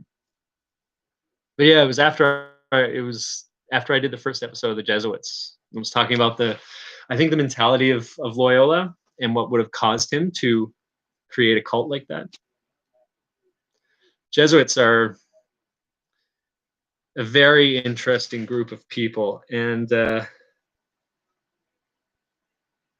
they're like a perfect example that they can come to you looking like an angel.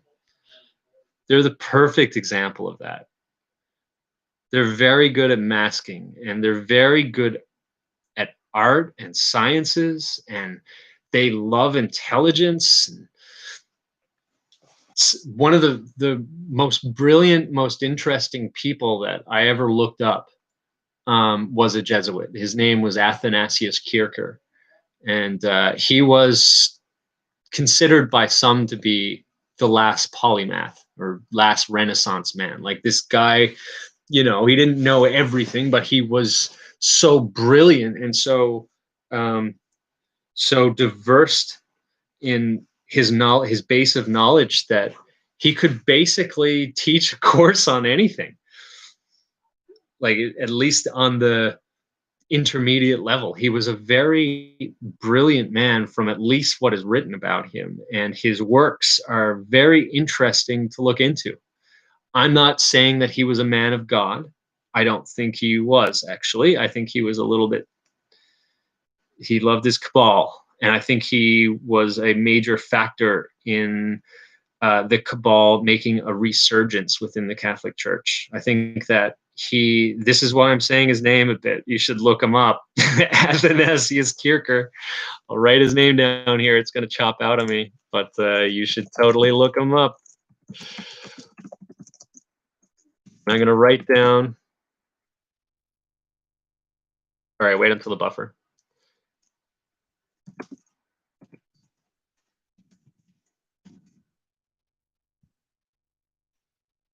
Okay.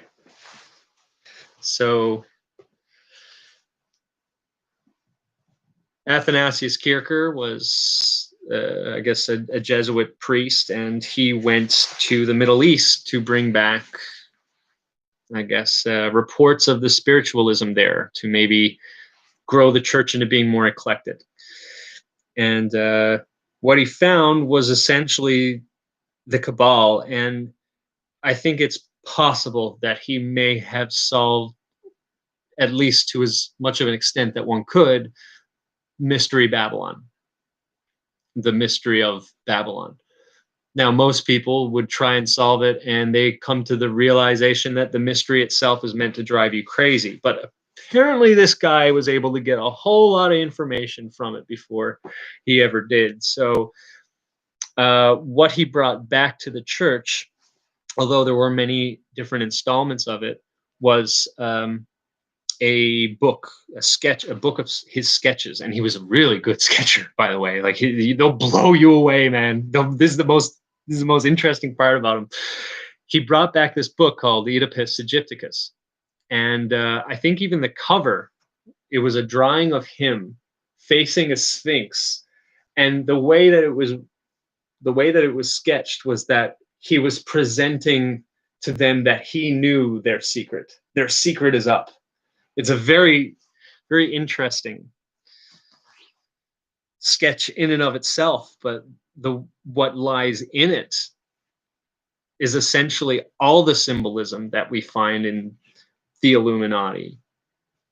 All of the different Kabbalistic influences looks like it could have directly come from this book.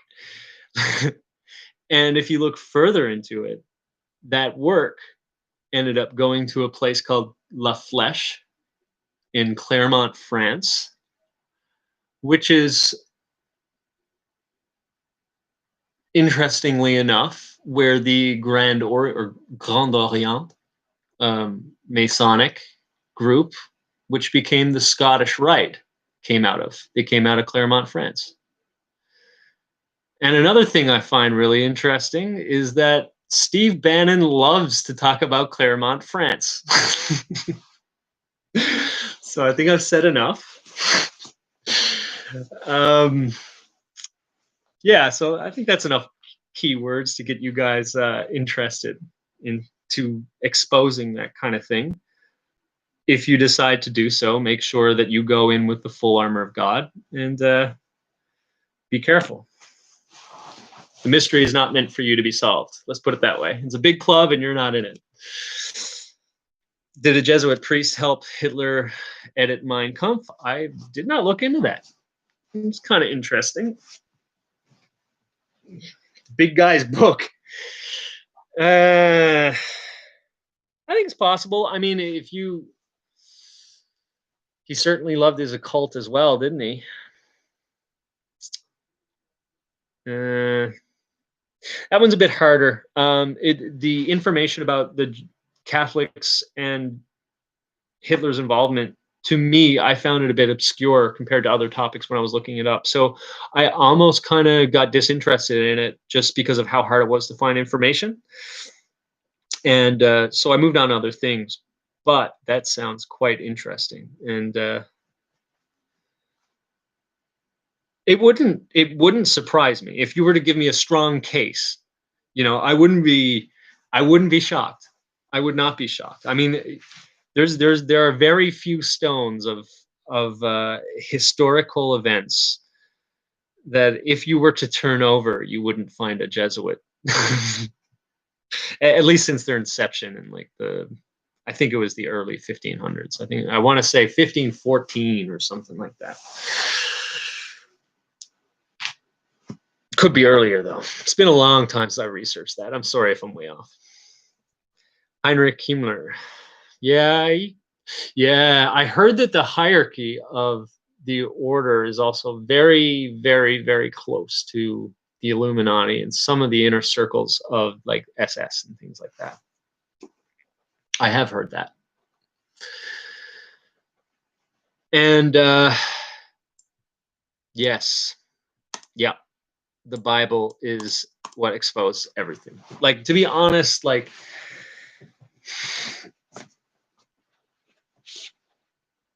when I was telling you that you should look into it, I felt like it's not really something I should be doing. Now that I think about it, the occult is not meant to be solved. It's meant to suck you in and spit you out after they're done with you. So be careful. I mean it. You need, first and foremost, if you haven't gone through your Bible, don't go near that, like, at all. There's a reason why witches are witches, and it's not because spells don't work, or at least some.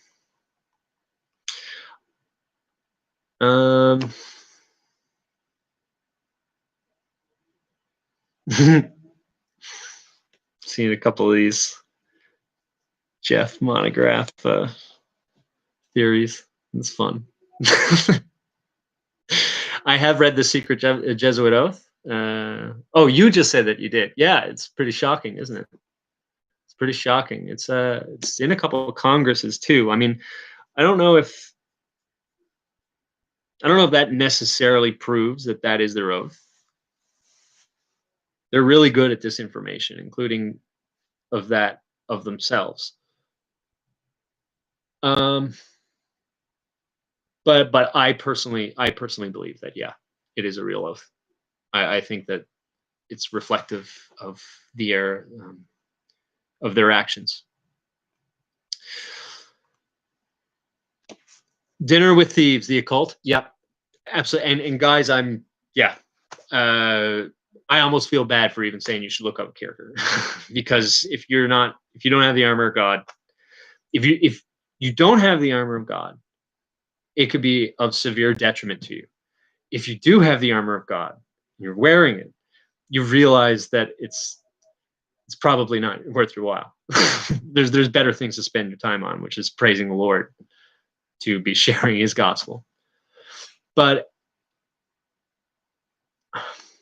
at the same time, if you're in the truth movement, I think that symbolism is very important to them. And they really like to shoot it past you.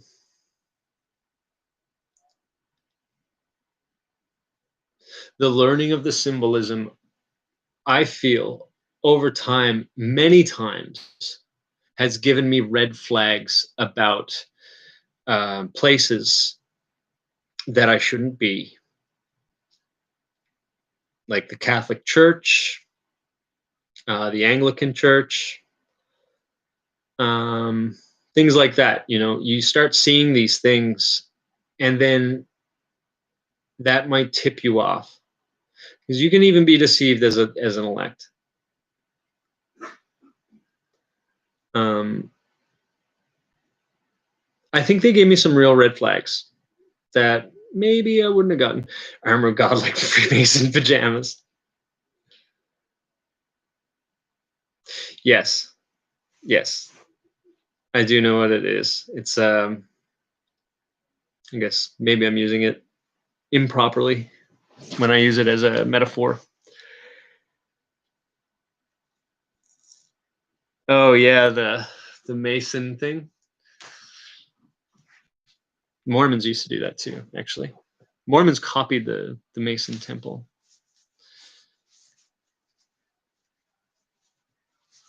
Yep. Um, so yeah, I tell you what, I'm gonna take a quick break because we're going up on a 2 hour mark. You guys have a chat and go back from there. Maybe have a little bit more chat, and then we'll clue it up. I guess I'd like to have it done maybe in under 3 hours or so, but I'm having a lot of fun. But I do need to get up for a quick break, so I'll see you in a couple minutes.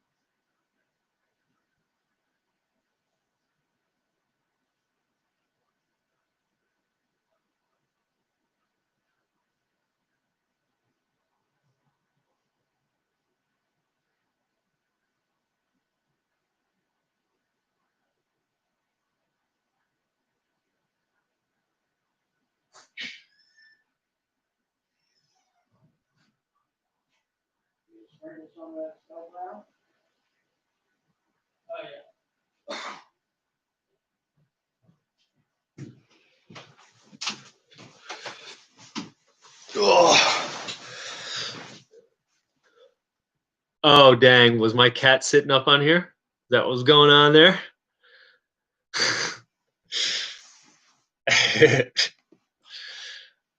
That cat really likes to use the heat of this melting laptop as it tries to live stream. So yeah, hello everybody. Star Trek. Who's talking about Star Trek? I became a big Trekkie since, actually. I really like Trek. You can talk about Trek if you want. My favorite's DS9 because I think it destroys the narrative that the Federation is just some communist utopia. Oh, that cat, yeah, that cat is pretty dang cute, man. That is one of the cutest cats ever.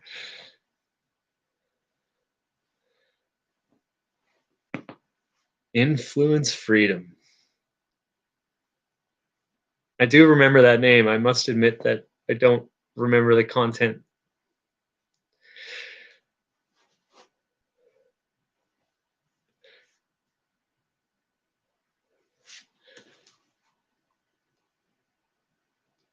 F3, do we still disagree on versions of the Bible?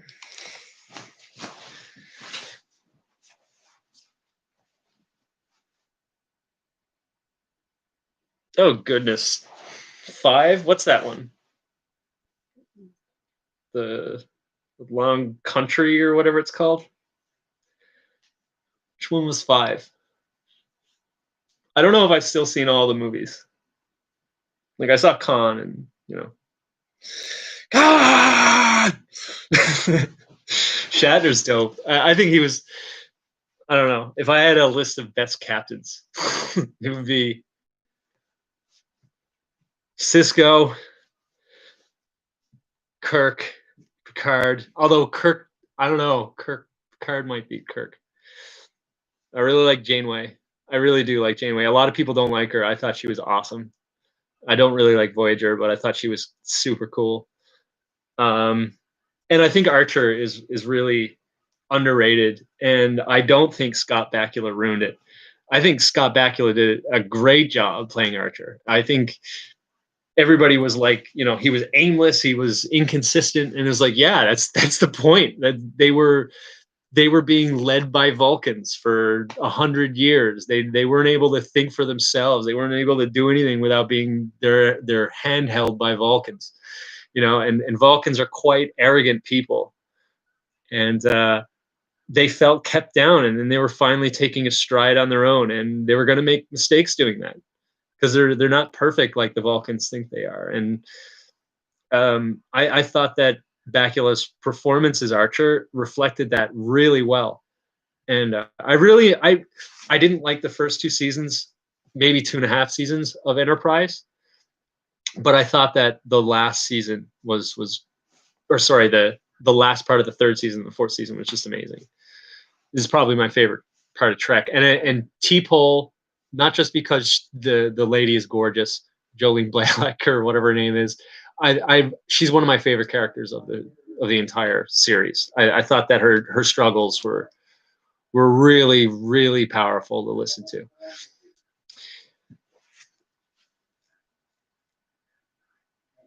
We'll get off Star Trek now. I'm losing people, man. No one's really contributing, so I didn't really hit a big one there. Anna, did Jeff look like what you had thought of? Oh, yeah. I'll let you guys answer that. And I'd like to know, actually, what you think about that. I think a lot of people would be maybe surprised if they listened to, like we were saying, Influence Freedom. Oh my gosh, I was just talking to her. I'm sorry, Influence Freedom. I was just talking to her. And yeah, she said that it's clearly not what Jeff described himself as. Um, but yeah, no, I think that the picture fits the personality, not his description. Quark looks like.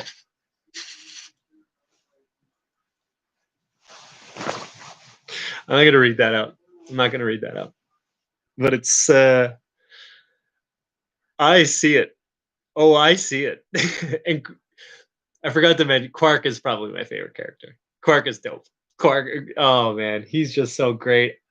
Almost every single Ferengi episode, minus the cross-dressing one, they're so great, and they usually happen after a heavy episode, and you just get the greatest stuff. Jeffrey Combs comes in as Brunt, and it's just great. It's great.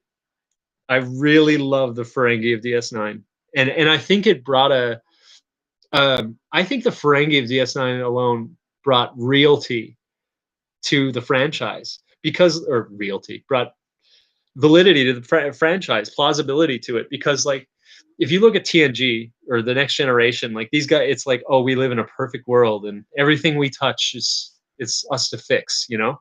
Whereas DS9 was like, no, no, it might feel like that on Earth there, you know, or on your flagship Enterprise, you know, but it's not that way in the real world. And they showed how it wasn't a communist utopia, and and the Ferengi part helped to show that very much so.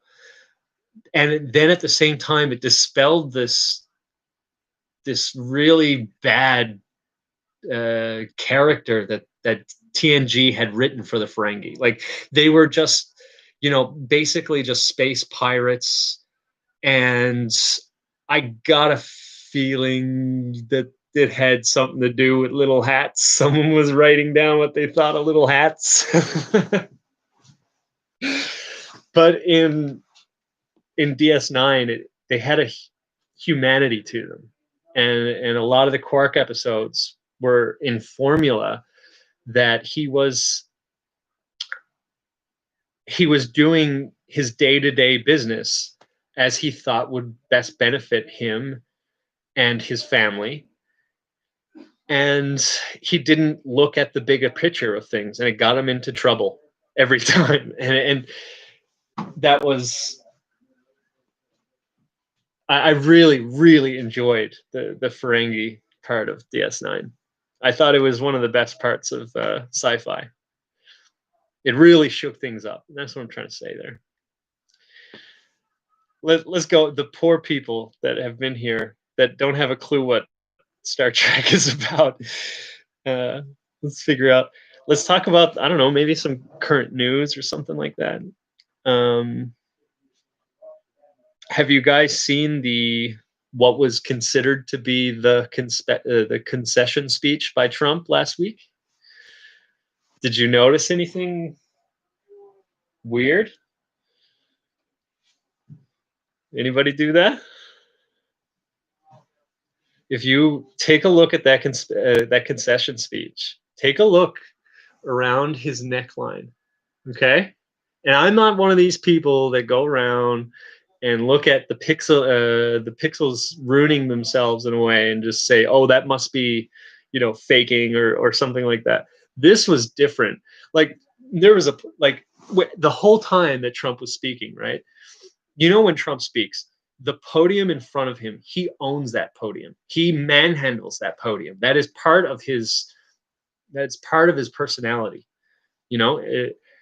And when you look at that concession speech, he doesn't touch it once. His hands are always like he's kind of talking like this, and they're moving around there, but it's never like on the podium. He's never leaning on the podium. He's never, you know, there's no elbow action. There's nothing going on. He's just standing there completely against everything you've seen about him and his character, and saying things that are vague and make no sense. And his body language specifically, like he would have to have self-control of a madman. Or certain, that's not a good analogy. So he would have to have superhuman self-control to not touch that podium once. And then when you look at this here, like I'm telling you, man, there are times where it looks like his neck is floating out of his head. It's and it just little bits. Like I mean, I'm not saying it's going way up here or something like that, but we're saying like like it's coming up there. It's very weird looking. Twanger, are you saying I have lizard eyes, man? Is that what you're saying? You dissing my eyes?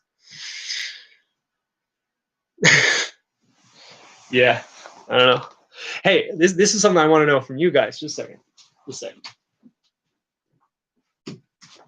I just had to close the door. Why do you guys not believe Q?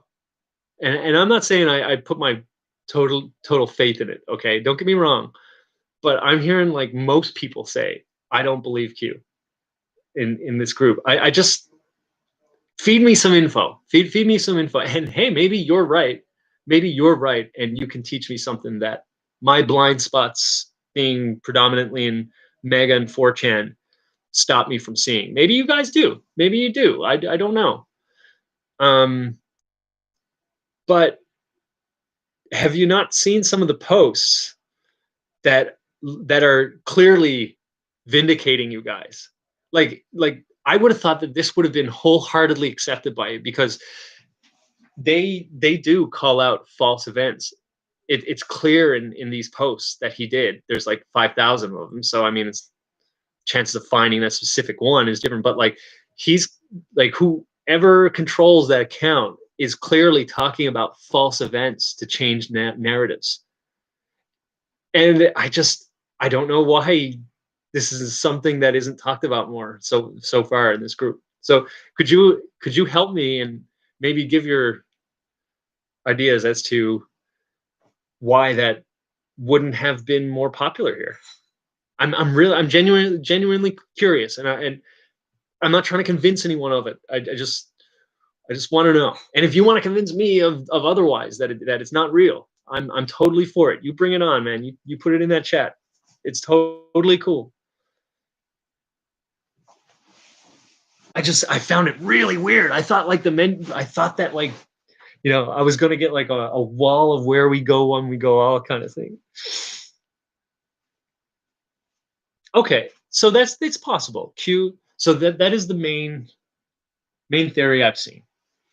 Main theory I've seen. Q is a disinformation account set up to make armed patriots stand down and trust the plan. I thought that, right?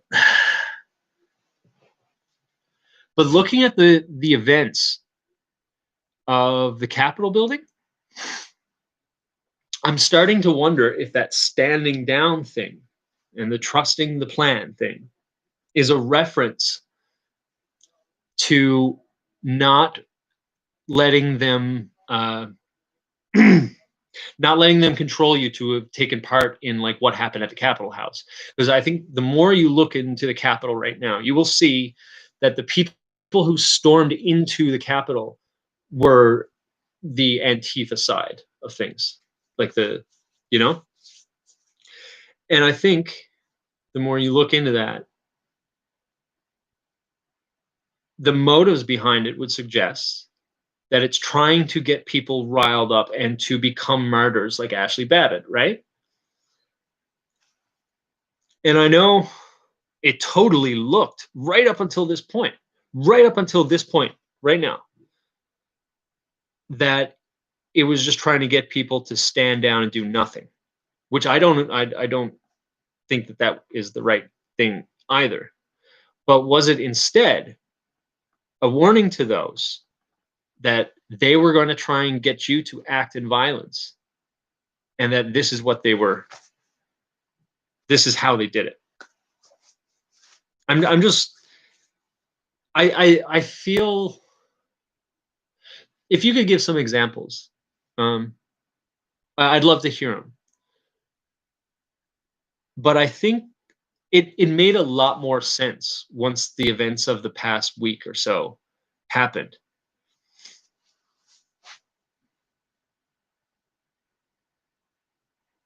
Okay. So I'll read them out because I did ask you, the people in non-live chat. So we're getting Q as a psyop. Um, it's actually Picard's account trolling Q back. That was beautiful. That was beautiful. Trump never changes a flat tire. I'd believe that. Trust the psyop, trust the LARP. Yeah, I get it, but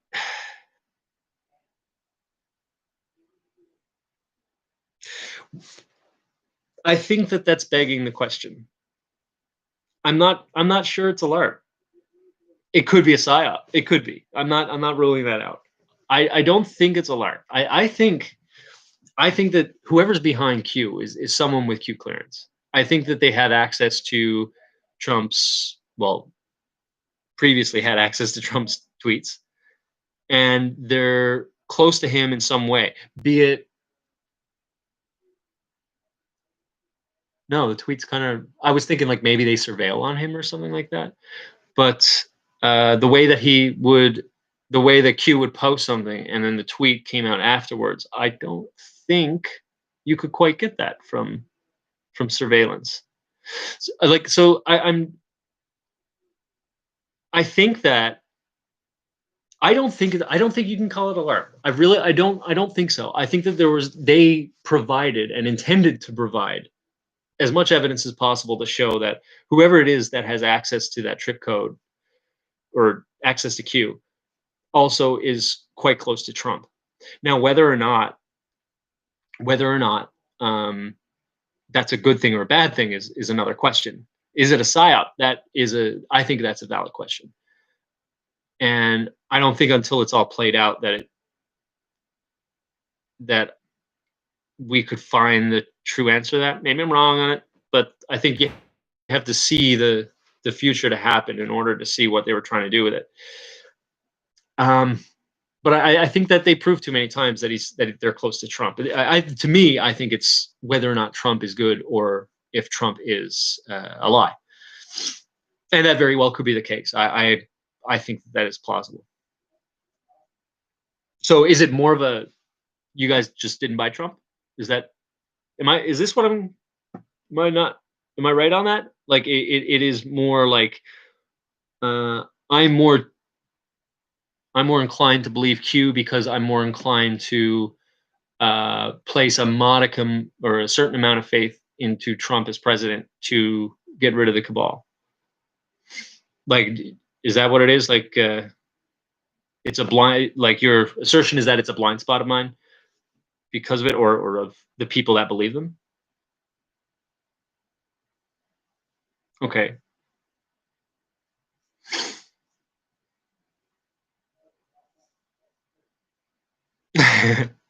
You think he's laughing his bees off? Honeypot for young people. There's a lot of old people in it though. Honeypot from both. Trump is an actor. Yeah. I mean, it could be. I mean, he certainly likes a show. That's for sure.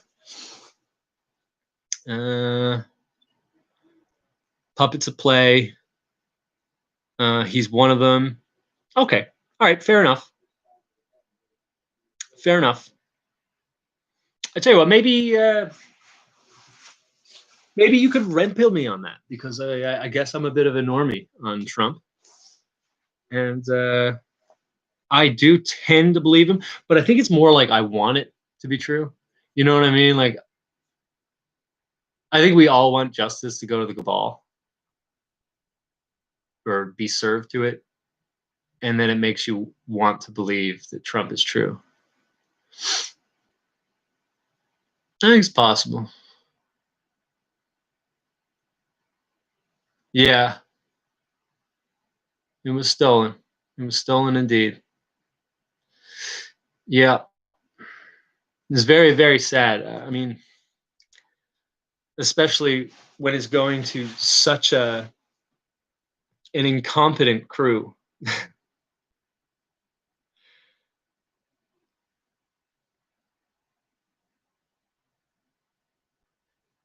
Right. Okay, that's fair. Well, I will say this. I mean, it's plausible that he is a psyop because there weren't many people that were going to be able to put faith as they put in him. I mean, I can't think of many others. Like maybe Ron Paul, and like he's got his basic connections as well. But he was a bit too old. He or not as not as much personality, I guess. I think there is a part that does play to an alpha character. I think that helped. Yeah, they would need someone like Trump in order to pass off a dual plan like this, right? Okay. All right. All right. I don't know if I believe it yet. I'd like to look into it more. If you want to send me some over on the chat, I'm going to show that chat again. Sorry if it. Yeah.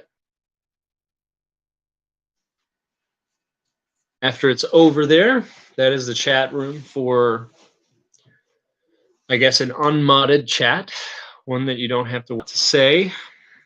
And as for the people that were like trolling on here, you're more than welcome to go there. It's just that I prefer to productive conversation here. Right, white pope, black pope, yeah. And that's another thing. The I don't know if you've been following the whole Catholic Church, but there's like it looks like it's breaking into two at this moment with like the Francis faction and the Vigano or Vigano, however you pronounce his name, that faction. They look like they're clashing, and they say it's a battle of good and evil on both sides. They say it in their different ways, but I'm not very. No offense to Catholics, but I'm not very. And the hill's made out of doo doo, and everybody slips and slides up to the top. I think it's been much longer than 100 years. The Civil War. I think its inception was a civil war.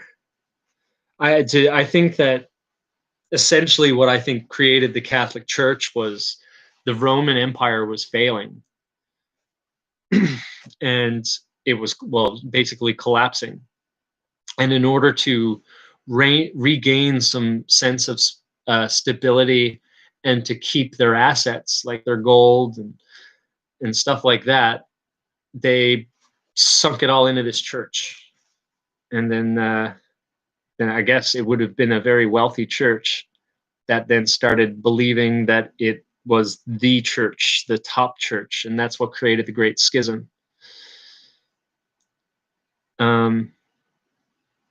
I think its very inception is a civil war, and I think maybe that faction had some control right up until the Jesuits started to let loose, because I think Pope Clement the 13th, I could be wrong on that, it's maybe 12, 13, 14, somewhere in there, Pope Clement, he banned the Jesuits, and that was when it became quite clear that there was a problem that they were trying to cut out, and it wasn't that easy. They really opened up a really terrible, like awful bucket of worms with Jesuits. It was like a Hail Mary attempt at Protestant Reformation, and these guys just got out of control. They just started realizing they have more power than the Vatican in some ways, and they just went straight into subversion, all corners of the globe. Like, they were in Quebec City, they were IM, Baltimore is their capital in U.S., but there's many other freaking everywhere. I think I did a video on this before, the liberation theology, where Pope Francis was basically doing mostly peaceful revolutions down in South America, and or something like that. They were given command by the shogunate of the time or whatever to have control and administrate Nagasaki in Japan. Maybe it's a different, maybe Nagoya. I want to say it starts with an N. But yeah, they controlled that place for a while. They controlled ports, controlled all information. I mean, like they basically got into anything and everything that they could. Yeah.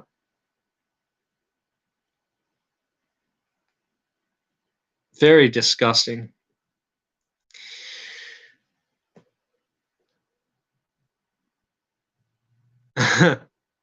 The Scoville Bible came out. It's interesting. I think Scovilles is how we now rate spiciness.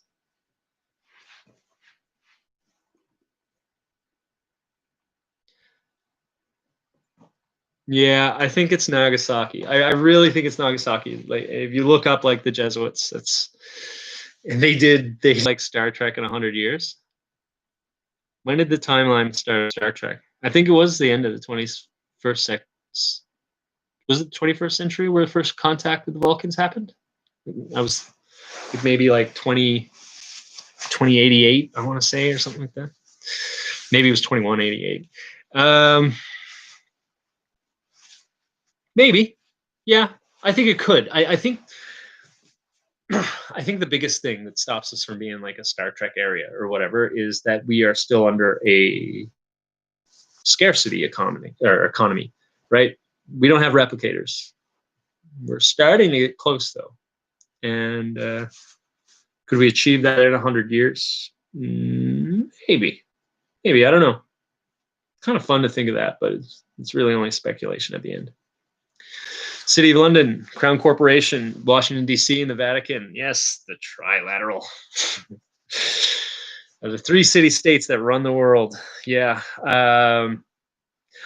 Schofield. Not Scoville. Okay. Sorry. I wasn't making fun of you there. I was wondering. I was like, I don't necessarily remember as Scoville Bible.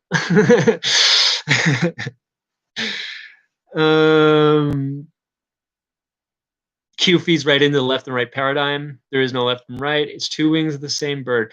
I'm not sure. I'm not sure if I agree with that. And I think to some extent you're right.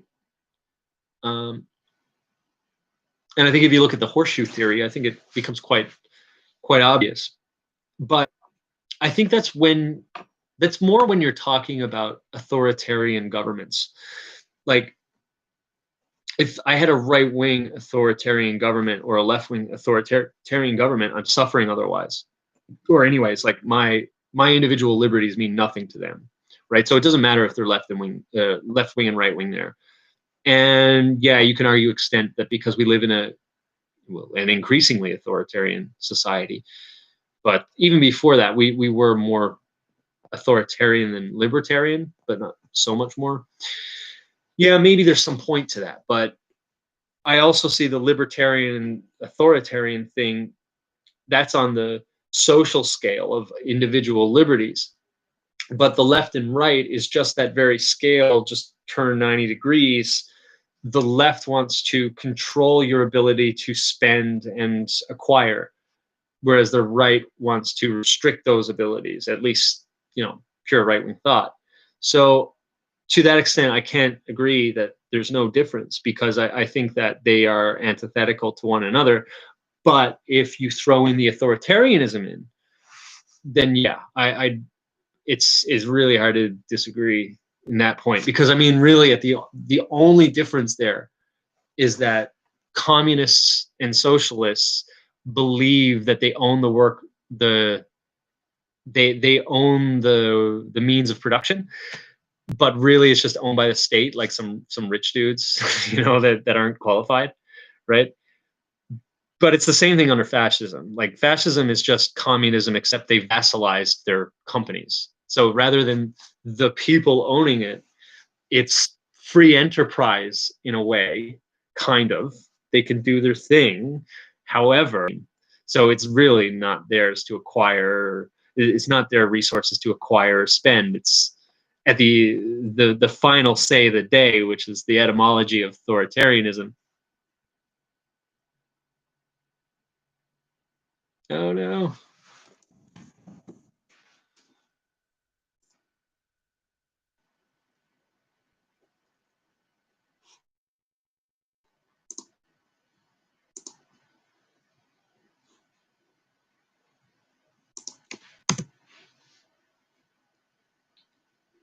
Getting better? Good? Yeah. But at the end of the day, that's the etymology of authoritarianism, the final say. And if the government has the final say, it really doesn't matter. You don't know anything.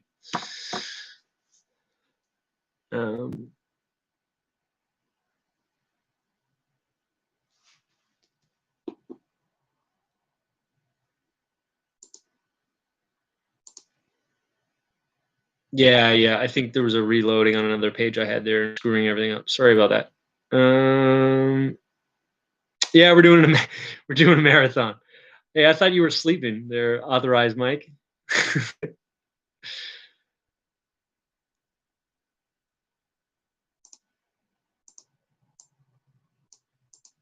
Yeah, both sides can also come together to fight against an authoritarian regime at times. It's quite hard to do that, though, because usually when you're dealing with an authoritarian regime, you're also dealing with secret police that try to divide people.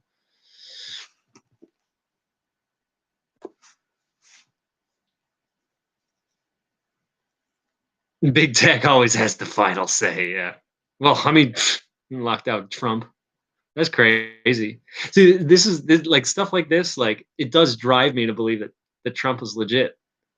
But honestly, I mean, it could just be that whole dual prong thing, and I'm in a blind spot.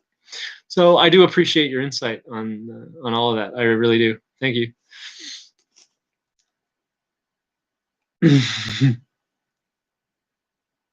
Rick Green Constitution class. Oh wait, Rick Green, is that the guy that he's online, right? I want to say that, yeah, I did go through when I first like got out of communism and socialism back in 2011. Like, there there was a series of videos online that really helped me to understand what liberty meant. Because as a Canadian, we're taught that liberty is more about equality than actual free will, right? And equality does not suggest free will. So, like, our definition and mentality of what freedom means was completely different. Of what liberty means was completely different. I think that without a video series like I had watched back then, a Canadian or someone living in one of those types of countries um, would have a hard time understanding what liberty means to an American. And I think that's actually, I want to say that that's the biggest divide that Americans have with the rest of the world. I think that the rest of the world has been conditioned to conflate the ideas of freedom and equality. They take those two words and they mix mash them up, right? So they mean nothing, neither of them. They both mean the same thing. And they do the same thing with a right and a privilege. Both examples, they're in a way, if not entirely, these are supposed to be liberty and equality are supposed to be antithetical to one another, and the same thing with a right and a privilege. They are antithetical to one another. But what they're trying to do in all these places, and where you are through Democrats and that mentality, is that these differences are actually nothing. They're the same, right? And that's I think that's why, like, when a normie Canadian talks to, say, a liberty-minded American, often they're speaking things to each other and they don't even understand what they're saying to each other because the definitions are so different and conflated on one side. I wonder if that makes sense. Yeah, it's great to see you too, Authorized Mike. I gotta say, you were a very, very helpful fan in a hard time, and I think many of you were actually. But yeah, I do remember you. Thank you. Oh my gosh, he spelt it Ojibwe. There was a Jeopardy question, and they said it things that start with O and end with a Y. And they're talking about a tribe, and I was like, Ojibwe. Oh no, that ends in an E. And then they were like, Ojibwe. And I was like, no, I've been lied to my whole life. So you spelt it the right way. I'm an Aboriginal native Ojibwe. Freedom been stolen from us since who knows when, for this Western society that destroyed our water source and created a lot of problems as in today. I don't know much about the Ojibwe. Were they an Iroquois nation? Just wondering. Because I do have a story about Jesuits. Tech companies can censor us because they're privately owned, right? By that logic, why doesn't every small business open up tomorrow? I have not thought about that logic, and that is interesting. I will ponder that. So, okay, so I'll tell you a story about the natives and Jesuits. Something I came across in my research. So the Iroquois nation are very societally, they were very unique to almost the rest of the world in that it was a matriarchal society. Okay, so the women basically made most of the decisions. Right. You were the Ojibwe, or sorry, the Iroquois were not one people. They were a group of people that spoke the same language and shared a lot of the same cultures, from what I understand. But one of the biggest things that they shared, aside from the language, was the Longhouse family. Their family unit was in what their building was called the Longhouse, and inside it was, I'm not 100% sure how it worked, but essentially it was, shared marriage, shared community, and more or less the decisions at the top were made by women, the matriarchs of the group, right? So bearing that in mind, my 5 out of 10. Oh, buffering. Let's see. I think we're okay now. So bearing this in mind, when the Jesuits saw this, they were, this is a no-no. this is not good, right? They have a very patriarchal society, and the whole Mary thing might be to take away at the power of the alpha male in the family, but there's still a patriarchy. Don't get them. They were an actual patriarch. I'm not talking about feminist crap. I'm talking about the patriarchy of Jesuit mentality. So when they saw this, of course, the first thing that they needed to do upon conversion was to get rid of this culture. Okay, so let's flash forward a little bit. They would send reports back to the Pope, right? Of their, it was called it was French. The Jesuits, they were French. I think it was the relations of the Jesuits with the native, probably, although it probably was savage peoples of North America. It's something like that called, and you can find it. I've read it.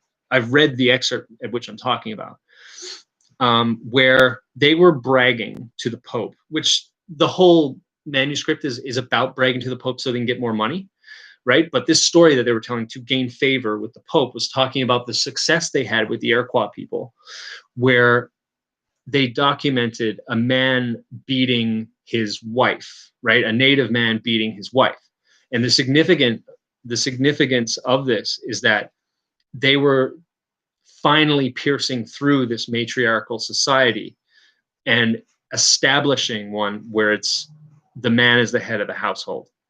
Now listen, whether or not you believe that the man should be the man of the household or not, whatever, or there should be the head of the household, that's, it's a whole different discussion. I think the Bible's quite clear on it, but it was the way that these Jesuits did it is what was completely disgusting. It wasn't just killing people. It wasn't just taking their rights. It was like trying to usurp their culture. It was trying to steal their history from them. Like this is a very egregious crime in my opinion.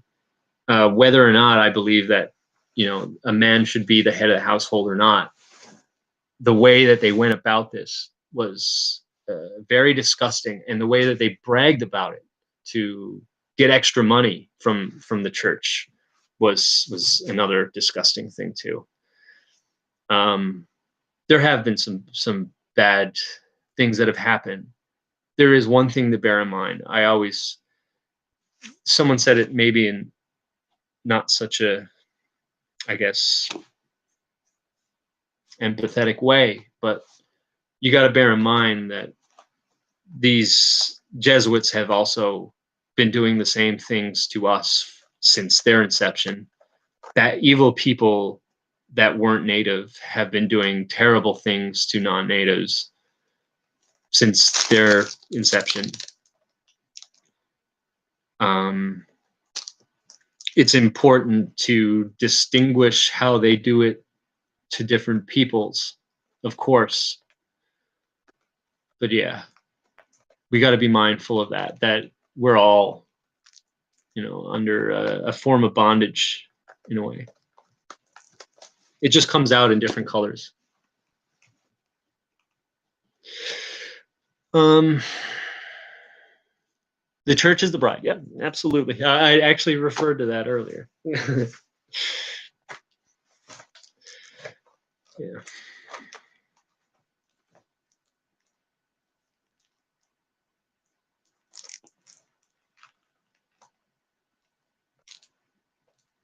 Oh yeah, the Jesuits. The Jesuits have always wanted to get rid of America. I thought.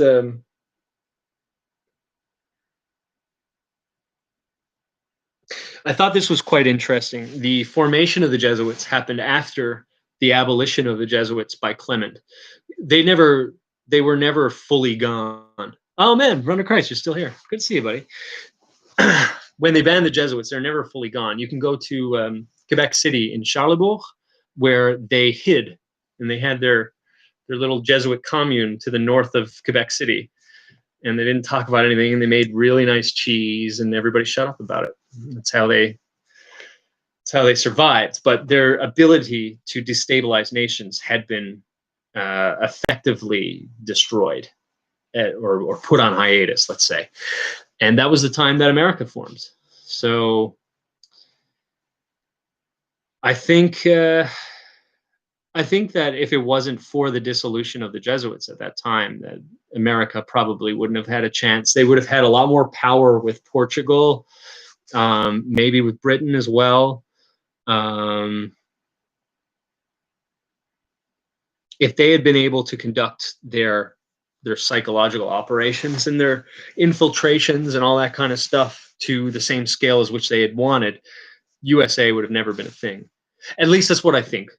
There's also, the whole Illuminati theory, and Illuminati or Jesuits and stuff like that. It was created by it. But I think still at the end of the day, they could not afford to have a mostly Protestant nation so far away and with such resources or potential to get resources. That was a very, very dangerous thing for anybody that wants to control people. So yeah, they really had it out for America.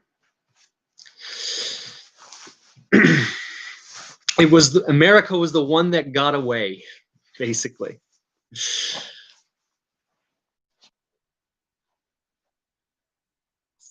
Sorry if I'm not seeing all your questions here.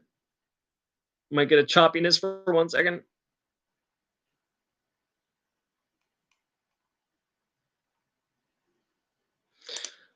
All right, so we're just going over the 2.5 hours. I'd like to keep it under 3. We can go over a little bit if you guys still want to chat. But I guess we'll do like a last call for topics to chat about. So you're welcome to post whatever you want. Authorized Mike, I theorize the Jesuits went more mystical when they were banished and fragmented into Masons and Rosicrucians. They certainly did. Authorized Mike, one of my biggest regrets was not completing the documentary of the Notre Dame Church in Quebec City. There's Rosicrucian and Masonic and Kabbalistic symbolism all over that church. If I can find the footage that I took, which was hours and hours of videos of just walking in there, I spent so much time in that cathedral documenting it. This is my biggest regret of that channel, was that it was just, I think I bit off a little bit more than I could chew. It was hard to get it all into a feature film kind of thing. But yeah, check it out for yourself. Go Quebec City, Cathedral of Notre Dame de Grace, I think. I think that's what it was. Do you know that the Jesuits do you know about the Jesuits being responsible for funding and arming the Stasi and Croatia and killing over 300,000 Serbs? I am not aware of their influence in that war. Ustase. That's Serbia Strong, right? Serbia Strong guy with the accordion. That's what Ustase is, or were they the Croats? Sorry, my Balkan wars are not good.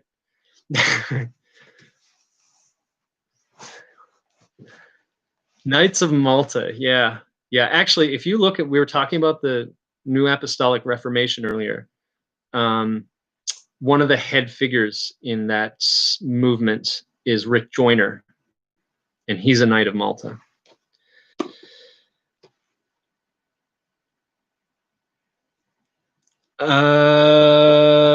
Did I just miss? So yeah, Finding Freedom. If you go to that chat room that I have that's on my channel, you'll get my email there, and you can send email. Guys, if you want to send any information to me, I'd love to get more, because I got to catch up on this stuff. Feel like I'm reconnected, and like I wasn't able to stick around and do this kind of stuff with truthers because I was my channel was basically getting attacked after I broke it with Jeff at that time. Yeah, Rick Joyner, like Joy to the World. Spell it like that. Right, the Ustase was Croatian. Okay, yeah.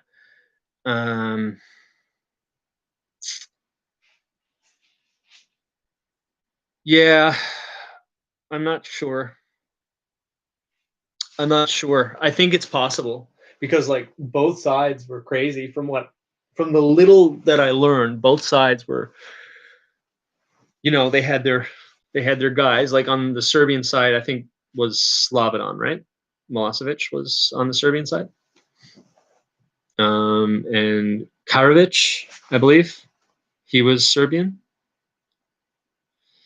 And they had their own commie thing going on, or socialist thing going on. And then you have the Catholics. Yeah, you got your fascist state or whatnot. Yeah. So I don't have any information on it. I've never really gone through it, and I'd love to see more of it, but it wouldn't surprise me. This sounds very, it's typical. Yeah, really good topic. Really good topic. This is probably what I'm going to be looking up when I get off. It's a really, really good topic. The Balkanization was, I wish I knew more about it. I think one of the most powerful videos of all time was the Ceausescu final speeches or whatever. Like that was some crazy, crazy stuff. Like Ceausescu basically torched a city, or torched a town that was rising up against them, because there was basically unrest against his regime. Ceausescu and his wife are very much like Biden and what's her name? Jill Biden. Because Elena Ceausescu, she was like they faked her being a chemist, I think. She was like a fake scientist. They completely lied about her. And now you got Dr. Jill Biden with her degree in education, possibly the most failed field of of anything, really. I mean, the teachers are just. I'm sorry to teachers here.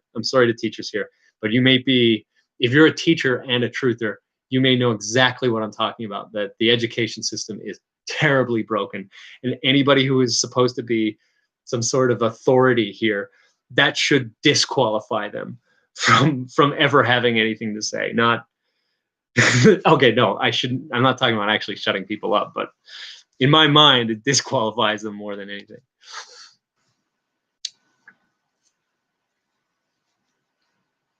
Oh yeah, but we're talking about Ceausescu. So yeah, he was facing unrest. I mean, the whole thing was just like there was a lot of lies, commie lies, right? And so there was unrest in one smaller town, and they apparently razed that town, and that caused in the capital. I think it was in I think Belgrade was their capital. He was trying to do a speech where he calls in a whole bunch of his own union guys to make it look like he's is being supported, right? But even with all those people, even with all of those people, there was a ton of people that came into this, and you see him like thinking he's got it. He thinking he can just through this. He'll be okay. He'll be okay as he does his speech, and you can't see the crowd because communists, they won't show the crowd if they're being unruly, right? You see him and you see his face and the reaction of horror. Like he knows this game is done. It's done. He's got nowhere to go. He's got nowhere to hide. You see it in his face. There's no speech. I don't think there's ever been a speech where a politician looks like that. You should totally look it up. Ceausescu. I'm assuming Mike should be able to throw that name down there. If I do it, I'll start buffering again. But he was, oh man, and you could hear Elena in the background like yelling at the people, "What's wrong with you? What's wrong with you?" Like the genius that she is. That's how to calm someone down. Say, "What's wrong with you? What's gotten over you?" And so they ended up. They ended up like it was actually another communist coup or to take out these guys. But whatever, commies breed commies. And yeah, they took him out in the back and they shot him. They gave him a kangaroo court. I think it lasted like an hour, and then they took him out and shot him. Both of them. And I think the cameraman dropped the camera at the very moment of the shooting. So there's now a conspiracy theory with that. Now to think of it, that sounds like a psyop. But nevertheless, this video it's real. The fear in his eyes are real. Very, very real. And yeah, you should totally look it up. It is unrelated to the later Balkanization of Yugoslavia, but still, it's good to see you, Anna Katz. It's good to see you, man. Camille de Vanille. Is Camille in here? I would love to talk to Camille. I've watched some videos of her, and she seems like a very good person.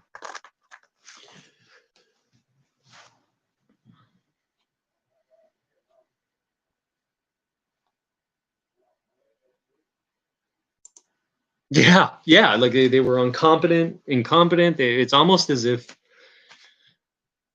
I don't know. It's almost as if they wanted that to fail, huh? But when you're a communist dictator, it's hard to be in touch with the people.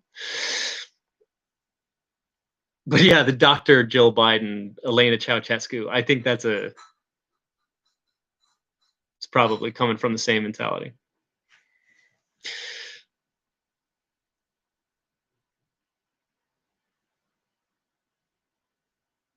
Anna, you drop whatever you want to talk about down in that chat. And as long as you're not bashing unrelated people, I will certainly love to see it. Right. Yeah. So Georgia, there's that one region or whatnot.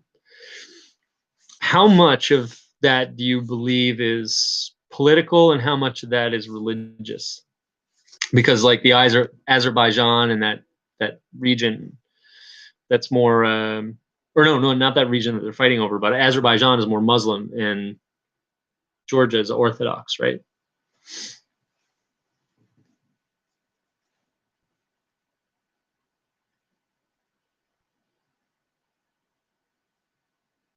Transnistria, is that like Bessarabia area? I know where Moldova is, but I'm not quite sure on Transnistria. Thank you. Thank you, Nabora. That's what I was looking for. Yeah. Oh yeah, sure. Anna, you could scroll back, but we could give a recap. Yeah.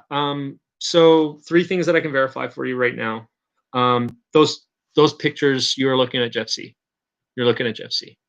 Second thing is remembering.ca is real. And third thing is Montreal Gazette is real.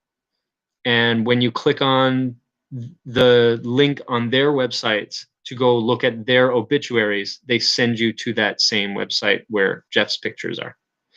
You can click on the archive that's up on top. The pin link that I have is of that. So you're more than welcome to check it out. Yeah, Montreal Gazette is what it's called. Do we have a paper confirmation? That's one thing that if you did want to continue to verify things, try to go for a paper document and try and see what day it went on. Because it was published on the website today, which I find very late, but whatever, that it can happen. There may be reasons for that.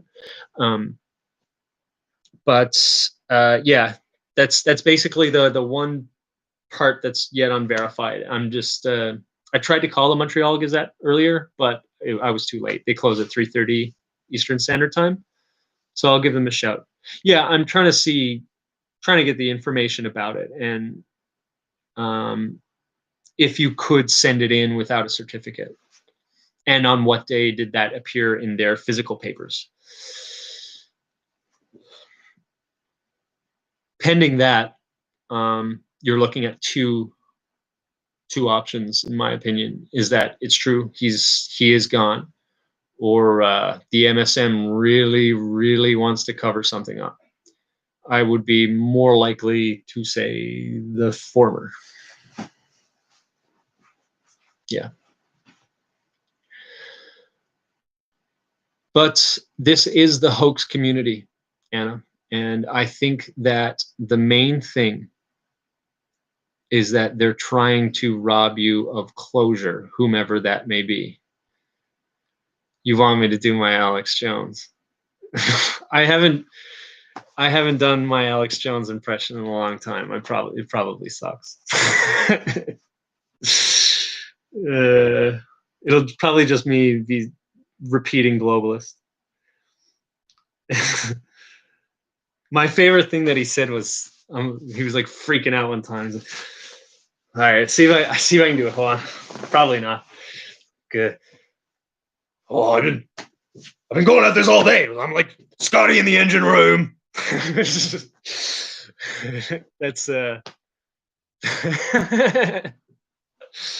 I used to do a lot of work to get his vowels down. Like the oo comes out like room is room.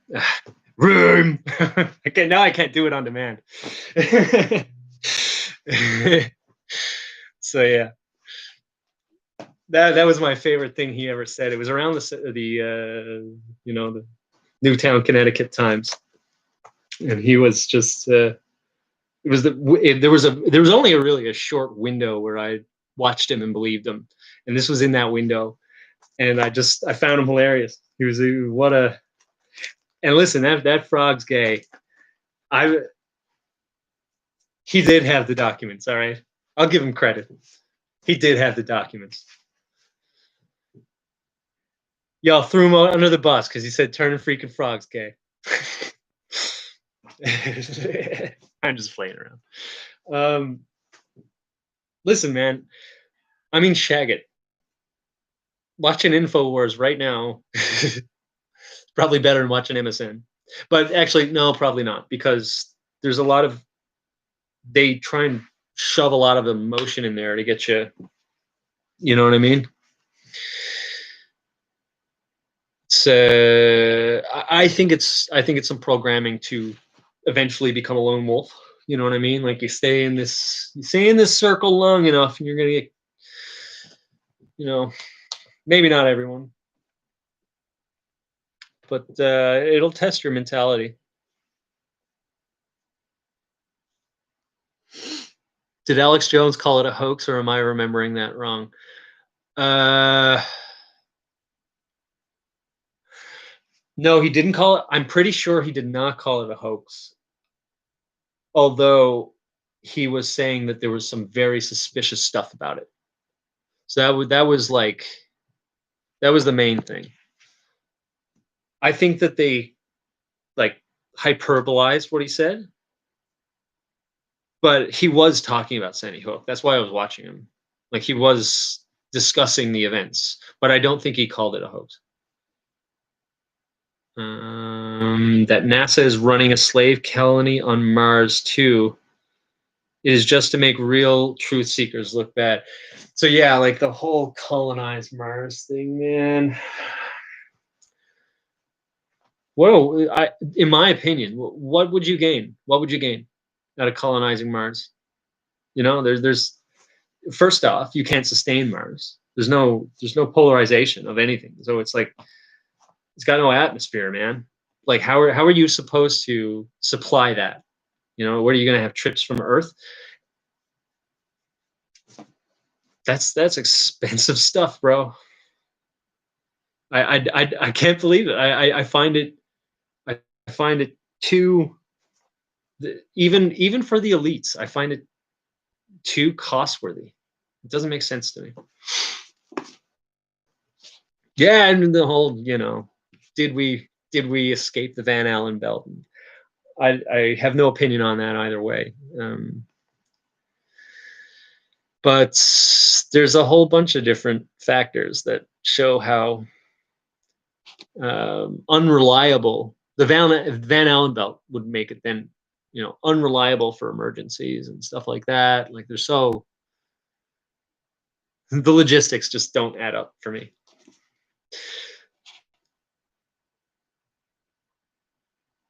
Yeah, he might have like alluded it to it being a hoax. Alex Jones, he might have been alluding to it, but I want to say that like he was careful to not say that it was, but he was definitely talking about how the events were questionable. Am I a baller shill? I'm a baller shill. Yeah, I'll shill that baller. It's okay. You can believe in flat Earth.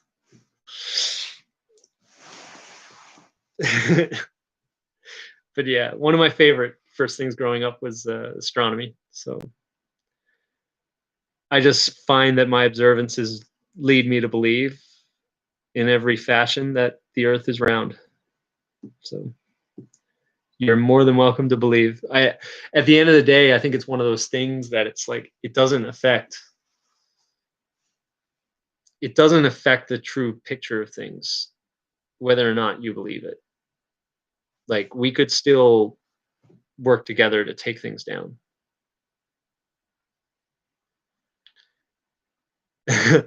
Actually, earlier in this video, I explained why I don't think it's profitable to disagree or agree with the narrative publicly. I think that it's personally a distraction, but like as a ball earther, that's amazing. As a ball earther, um, like there's no reason for me to come out and continuously attack flat earthers. If the flat earth thing is a psyop, that would be exactly what they wanted me to do. No, I don't worship NASA. No, no, no, no, no, no, no, no, no. I don't like NASA.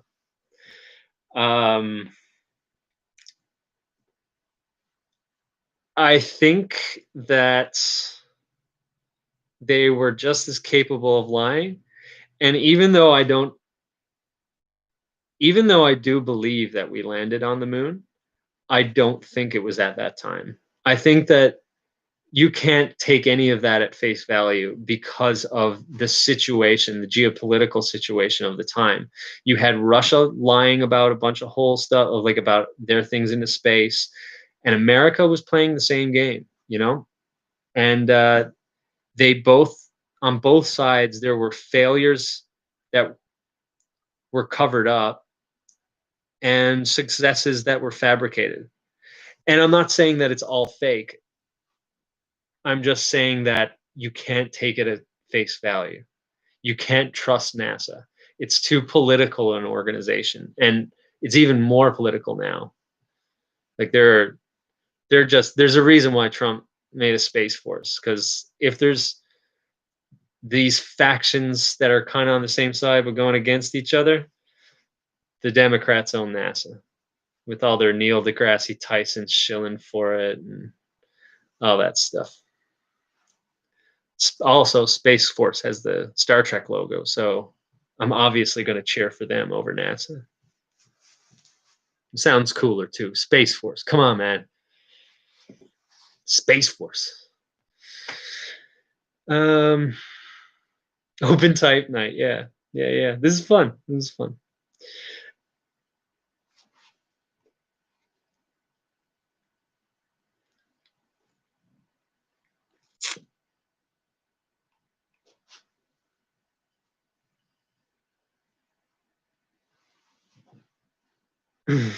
Sorry, just trying to read what I can there.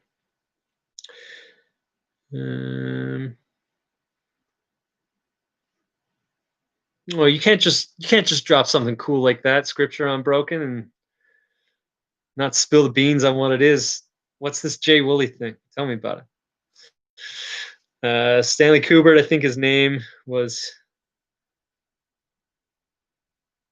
Stanley.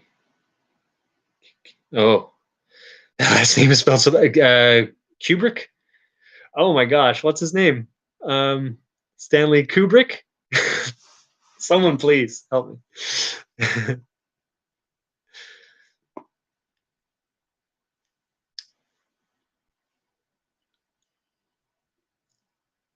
Anointing Space Force with Halo music in the background.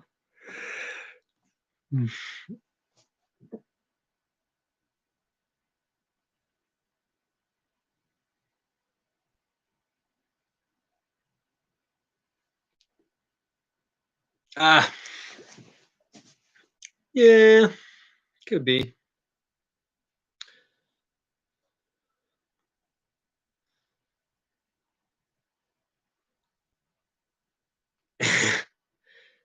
Oh, that's why you're saying it. Oh, okay. So Stanley Kubrick did the moon. Oh, he filmed the moon landing. Interesting. Maybe. I don't know. Maybe. I haven't looked into it. The Eyes Wide Shut thing. That is something different. Yeah. That was Cabal. It was interesting. Like they just said Eyes Wide Shut. I remember when I was a kid, actually sitting like here. When I was a kid, I would talk about, or I would remember the commercial for Eyes Wide Shut, or would be on like Entertainment Tonight or something like that. I was like, that makes no sense. You can't have your eyes wide shut. And has a whole new meaning now. Is this why this came up? He said it's been reported that he admitted to it. Okay, that's pretty sketch. It's pretty sketch, because Eyes Wide Shut, like that was like the magic flute of our time. Like I don't know if you've heard the theory of Mozart's magic flute, but it's the magic flute, the original opera or whatever it is. It had a lot of Masonic symbolism, and it wasn't.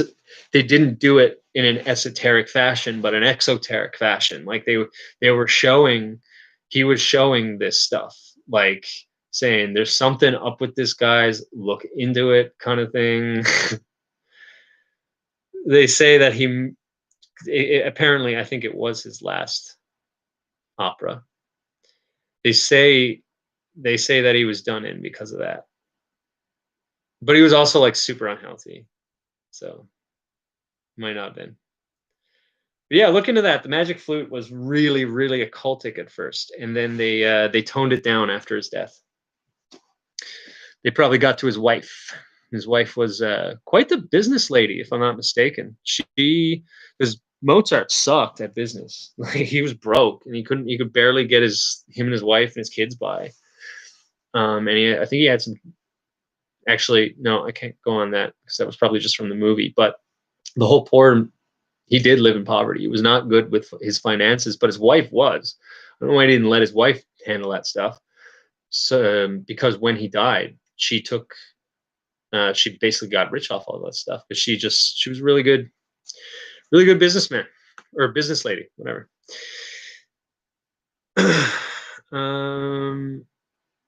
Yeah, that was what I just heard too. That Jack 21, that he didn't finish Eyes Wide Shut.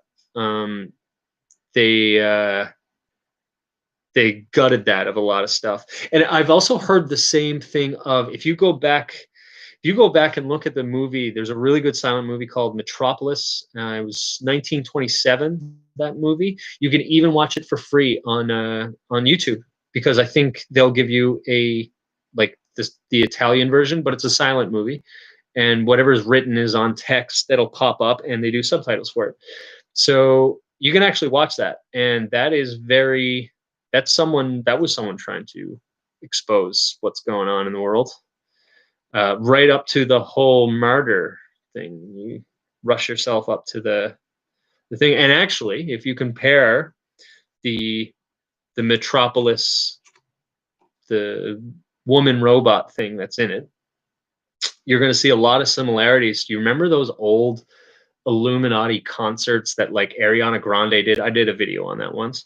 But it was a whole bunch of people like Madonna and Beyonce, and they were all coming out of like a capsule and they looked robotic. That's what that is referencing. Yeah, yeah, Metropolis. They're referencing that in Metropolis when or uh, alluding back to that. And basically, the Metropolis woman was like it's kind of like ISIS. She's like she was known for being sexy and provocative and things like that, right? So it drew people in, but it caused them to, on a mass scale, do the bidding of whatever controlled her. And they all basically, instead of being afraid of the mouth of Moloch in the movie, they would then run into it.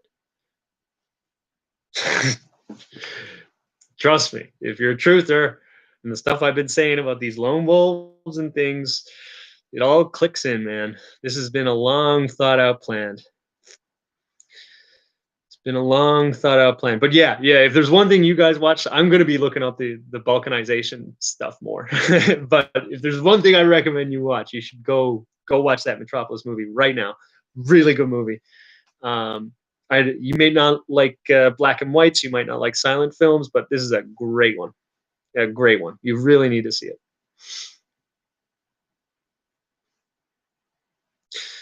The Shining, I've heard, was occultic as well, but I never looked into it in that way. Maybe I will go back and watch it because I did it. I thought The Shining was well done.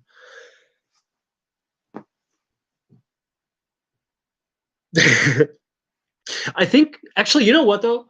Even the trailer for Metropolis will show you that thing that I'm talking about, but you really want to watch the full movie because, oh yeah, getting back to what I was trying to say, the person who made it, there was the full version, and then right afterwards, because it's exposing too much, they cut off, they basically chopped the movie to bits and cut off a whole bunch of stuff, and they thought they had lost most of the movie, but they found one in Argentina, a roll of it, and it was a bit damaged. So when they put it into the movie and you watch it there, you'll notice that there's damage, but it really adds to the picture of what they didn't want you to see. That's super cool, super cool. People have been waiting, like, they might have spent their whole lives wanting to watch the full thing because it was a big movie back in the day. Yeah, if you look up the full Metropolis, there's one on, I like, even a couple days ago I saw it online because this is so pertinent to what's happening right now. They're trying to make you crazy. They're trying to ISIS you, Ishtar you, kind of thing, right? They're trying to make you martyrs under the flag of martyrs, and they're trying to whisk you to your deaths. That's what they're trying to do right now. Yeah. And I think that's going back to like whether or not Jeff is dead, Jeff is alive, right? Like it does, yes, it matters, but the end game doesn't. The end game doesn't. It's that they have they have you in a sense of no closure, of no, like, or that they had it before this obituary. I'm very thankful that that came out.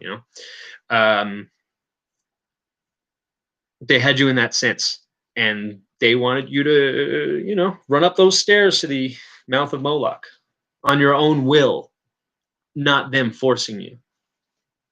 That's the big point. It's all trying to get you to do things of your own will.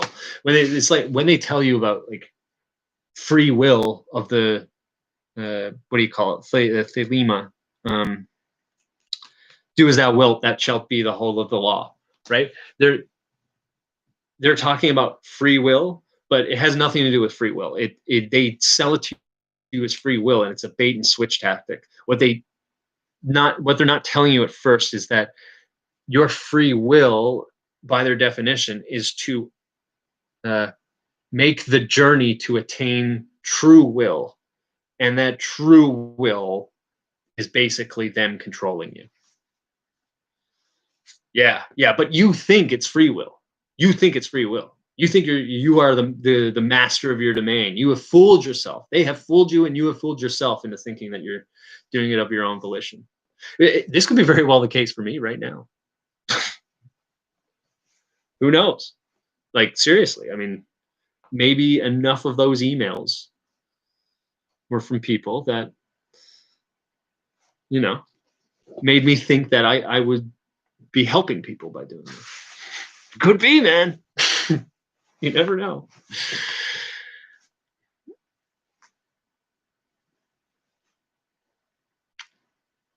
Am I missing anything cool in the chat?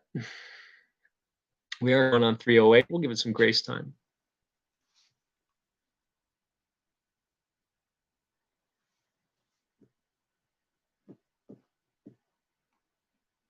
Oh, fluid for you. It's good to see you. I'm going to give some shout outs here. Red Sweater, good to see you. Ice Cream Day, I've seen you around. You're quite the interesting guy. Ice Cream, you should stick, or Eye Cream Day. Mike Ray, good to see you. Anna Katz, thanks for coming by. I think I saw you say that you're new to the channel, so welcome. Jack 21, Carp Fan, and a whole bunch of other people. I really appreciate you guys coming out, and you're welcome to continue chatting. I do have a chat room set up on this channel. You'll see it. It's called Ripped FC Bunker Chat, and we can discuss more things. And also, if you're on there, you're like you can start passing links if need be, things like that. It's a little better than Doxcord or some YouTube channel that some inner circle wants you to not be able to converse. Pretty crazy stuff. Oh, but here's another example of that. Oh, do I still have my tuxedo? No. He passed away 2 years ago. It was really sad, actually. Really, really sad. He went away to nothing really quickly. He had FIV or something like that, and yeah, that was a heartbreaker, man. Heartbreaker. But yeah, I do have him here. This dude is kind of like my. Oh, I'm so sorry I moved you. I'm sorry. This kind of stays around me at all times. And he's extremely sneaky. Extremely sneaky. I call him Shinobi because of the sneakiness, but I never, like, that's his name I gave him, but I never call him that because he's such a little tiny thing. He's full grown, by the way. And when I got him, like, he was like, like, seriously, like, he could fit in my hand. So, and yeah, I think I started like calling him like maybe like baby, and like he was really scared of me at first. So the way I would, ease up to him is I'd rub some treats on me and then throw the treat at him, or like throw the treat close to him so it would lure him out. And then I talk like this. I talk like this the whole time, and he really likes it. So I think I like started calling him baby, but then it was like baby, so now I just call him boomers.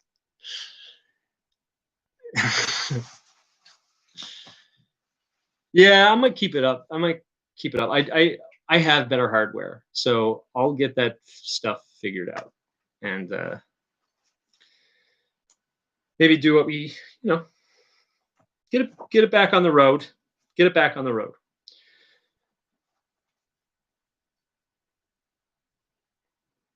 Oh, I don't know about the game or anything like that. I assume it's just that we named it. We both, the game and I both named it after the same thing. Shinobi is just another word for a ninja. I think. I think it's apparently a misnomer to call one ninja a ninja. I think that it doesn't quite make sense. Like the name of one person who follows ninjutsu is named a shinobi or something like that. I don't know. I just wasn't going to call him ninja because that was lame. And this cat was able to he still can. He's just so tiny. He can disappear and you can't hear him. It's really intense actually. He shows up like right in front of you and you didn't have a clue he moved.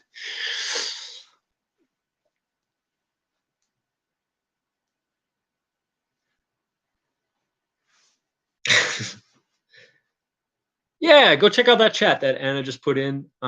We go there, we're sharing stuff, sharing info, sharing stories, and even if you're a shill, like seriously, even if you're a shill, I don't mind that you're there. This one was, again, this was different because I didn't want to have to look at you during this whole time. But if you're still here and you're listening in and you want to shill some more over there, you're more than welcome to do so and expose yourself. Which I'll mention that too, because when I was looking at like the chat when it was happening, not because like talk about drama or whatever, but I want to show you how they do this. Okay, they play on your empathy, right? So first one comes in and tries to say something that was supposed to be emotionally disrupting on my part. Didn't work, but it was clearly nothing relevant to the conversation. It was meant to derail and it was meant to emotionally hit you, right? So, but there's two prongs to it. There's two prongs, okay? When they had expected my muting of him, because obviously you're not going to allow someone to say that kind of stuff. It was garbage what was being said. At least when you're trying to have, a web, live stream discussion. But they're ready for you to mute that because they'll just come in right after and they're like, oh, why would you mute that? You're so unempathetic. Oh, you're burning free speech. Oh.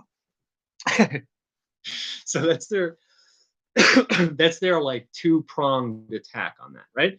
And this is how it goes. One side, it tries to stir up your empathy, right? It tries to disrupt this part or allow that to disrupt your purpose, right? And then the reaction to it is then met with, where is your empathy? Where is your empathy? So like I was saying before, they are people that see empathy. They can observe that empathy, right? But they might even be able to imitate it, but they can't replicate it. There's a part of that just eats them inside. So you get this typical attack that comes often in two dual forms because they are split versions of, well, they're split souls. Yeah, I saw a few people say that they were like the mods of the other places. So it's like, okay. So, I mean, that was actually really interesting. I let it go for like the first couple minutes because I wanted you guys to see that, but then I started realizing, I was like, oh, well, it's just going to disrupt. I might as well get this over with. Well, is it mean though? Is it mean? Is that the driving force? Or is it fear? Is it fear? Is that the driving force? A lot of these people that lack the empathy to realize uh, how insidious that type of tactic is, I guess. They just have no clue. They have a mentality that the world is going to eat them if they don't eat the world. It's driven from fear, and often it comes from abuse or neglect from a very early age.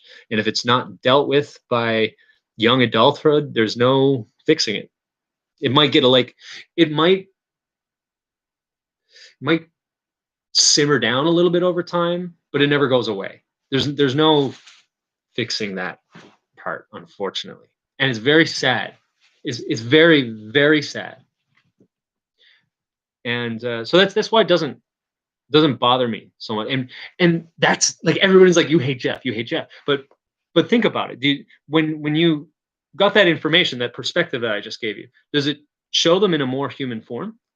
You don't really hate them anymore. You don't think they're mean. It invokes pity, in my opinion, what they can't do, and they hate being pitied too. That's another thing. That's why shame is very shame can work with them very well. Well, yeah. So essentially, how it works, guys, or Anna specifically, because I do notice you're trying to figure it out. Something's up. You can't quite put your finger on it, right? The truth movement is filled with people that have been through thick and thin, and they might have been broken even. It's not your average person that's going to a truth movement. Okay, there are people who have often suffered pain and drama and all this stuff to make this even worthwhile to be near, right? And you want answers, right? And these people, it's very much like that.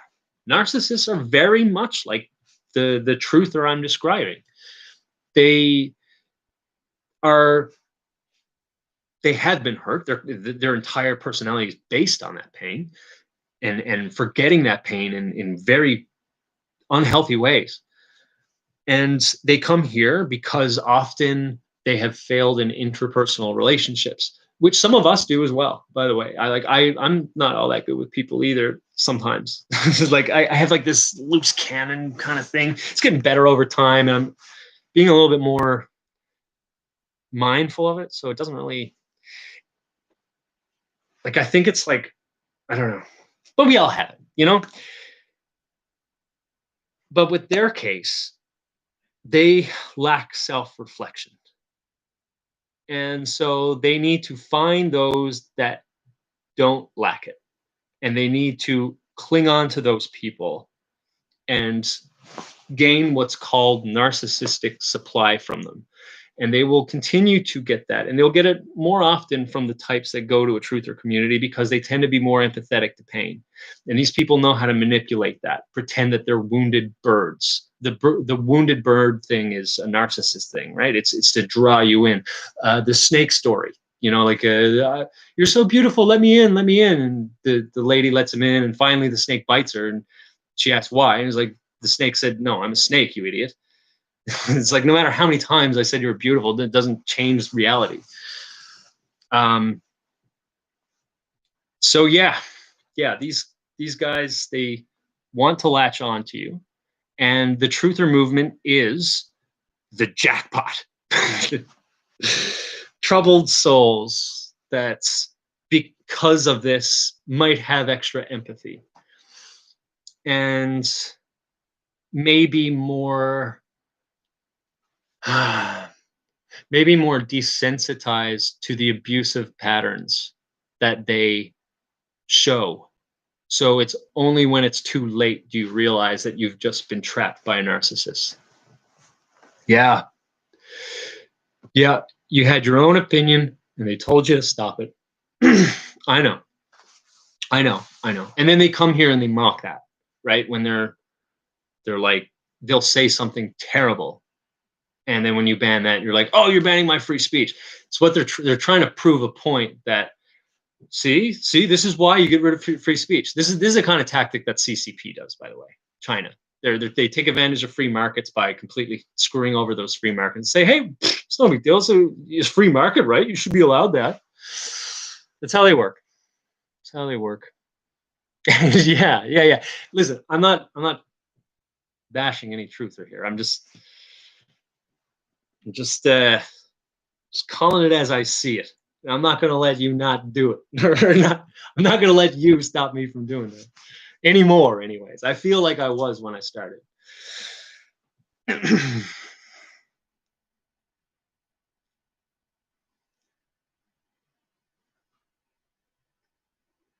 Yeah.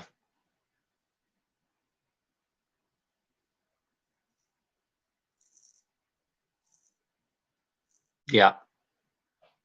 Yeah. The only thing these guys, if these are the inner circle, Jeff, then they're all proving my point, by the way.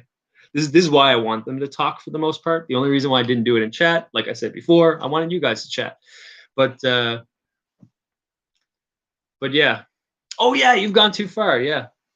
Yeah. No. These guys, they think that they are the standard of truth. And some people might not like what I'm going to say. They did not make themselves the standard of truth on their own. This has happened over time with people's unwillingness to question the experts. Okay, so like for all the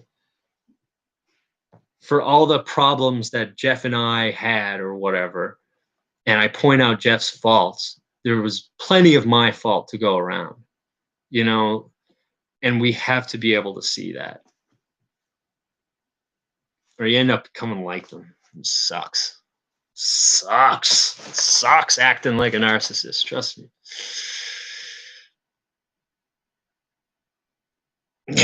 Yeah. He will not have you on his channel. Defying the decrees of that I call truth.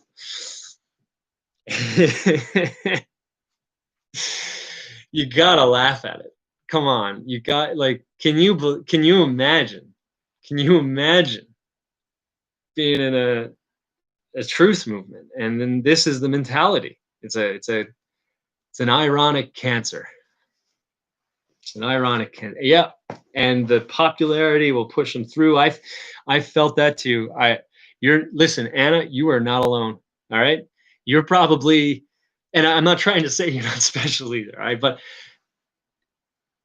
yeah, they're trying to get you to feel that you're isolated, and you're not. You're not. That's why there's still 32 people in here. Like they would have just been like, Justin, you're an idiot. Go away. Oh, you got the music. You guys are better. See, you guys are better researchers than I am. Yeah, that's what they try and listen, Anna. That's what they try and do. It's about making you feel scared because they're trying to assert to you, this is my movement. You were just paying rent. I shall evict you whenever I please. And that's when you have to look at them straight in the eyes and you laugh at them. Okay? Seriously. It's all in your head. And not saying you're crazy. I'm saying that's the effect of what they try and do. So I don't know if you have looked up what narcissistic personality disorder is. I recommend it because I see that you're looking to put your thumb on something that you can't quite get. You're explaining it perfectly. But you're like, why would someone do this? Why would they be so evil? Right? Okay. All right. So you got it. And it still can be shocking. I'm sorry. I don't mean to sound like I'm pretending to be like a kindergarten teacher here. Just trying to help. But yeah, it really never ceases to amaze you. Yeah, I want to say that there's a lot of people in this movement with the same kind of story. It's not an easy thing to admit, but I'm not saying everybody's like that either. I'm just saying that I think it's probably more in these kind of circles than you would find in most others.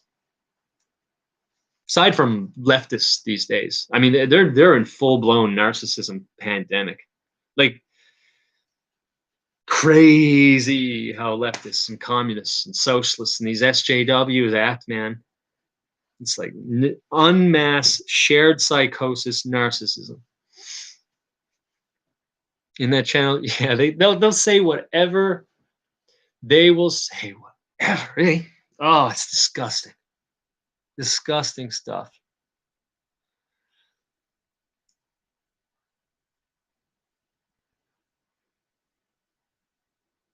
Scripture, yep, you're correct. You're correct. So we're gonna start. I'll start to clue up on my end. I do want to thank you guys for coming. I wasn't sure if people were going to stick around for a live chat because I know I'm a little bit of a weirdo, but I do appreciate you guys coming by, and I hope that some of this stuff does, help people to move on from this. I'll be continuing to investigate because I do think it's possible he's passed away. Let's say that we had that figured out. I think there's still more to figure out maybe on my end, what happened with these people, why they were, because if he, like, this is what I was trying to give these guys the benefit of the doubt, right? If he's alive, they're doing something like noble, right, by protecting him. But I guess then, yeah, I guess the same thing could be when he's dead, but they wouldn't have gotten the same kind of preparation, like, the day before preparation talks that Jeff would have gave him if he faked his death. So the control, I wouldn't have thought would have been so powerful to allow people to completely disregard every tenet that the truth movement believed for the past 10 years. Yeah, I find it very suspicious that I find it very, very, very suspicious that this came out recently, like this came out today, the obituary. And there's a part of me saying it's not a coincidence that someone was able to. Oh, yeah. Just give me one sec. It's not a coincidence that someone was trying to cover up all of this, regardless, and then an obituary comes out the day after I say Jeff looks like Mark Cleveland. I don't know. I don't know. Let's check this out. Give me one sec. I'm gonna probably buffer out in doing so, but I'll check it.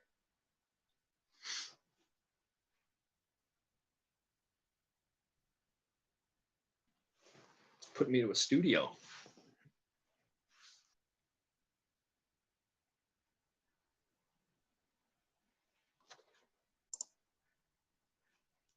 Okay, actually, plan B. I will probably close this out in the next 10 minutes. I am going to let you guys chat and do your thing. I don't want to close it right away and just end the discussion without giving you a warning, because I know it was a long one.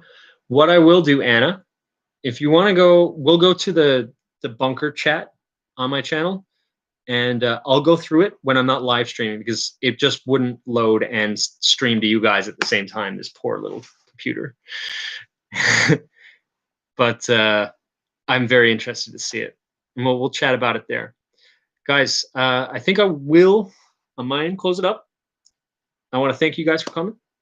Keep chatting. I will come back and let you know when I'm about to shut it off. But you guys chat away, and whenever you're ready, if you'd like, you can come see our live chat. Anna, if you want to even pin that, or if you can, you're more than welcome to put it up.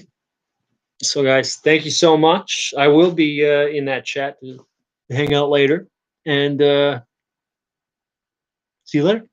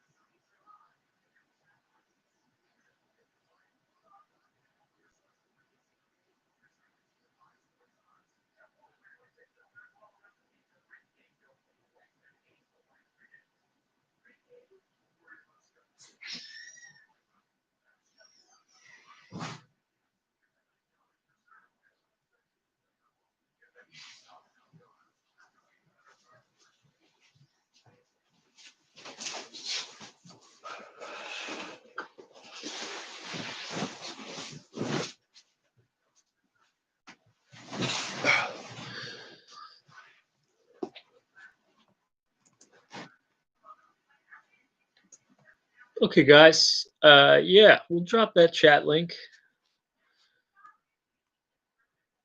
Oh, I'm not sleeping. I'm not sleeping. I just wanted to give you a little extra time. That's all. I hate when I'm on like, a chat where it's not too fast so you can have a conversation and they just shut it off. And you're just like, bye. I know I do it with the shorter ones. I'm just gonna get that chat real quick. Post it there for you.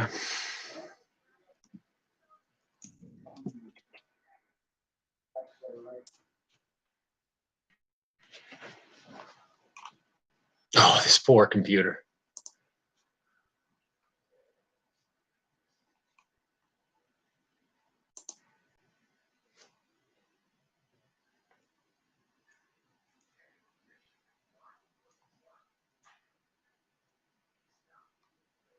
Dallas, message retracted? What's this? Oh, hold on. What question? Oh, Ahmad. I mean, like, I tell you what, come on over. Come on over. And because basically, the only reason why they have wrenches is because they were trying to drop links before, and they can't drop links without a wrench, and that's why. Right. So it's like, I wish I could give everybody the mod, but again, they like abusing free speech. But yeah, come on over. You should come over to that chat and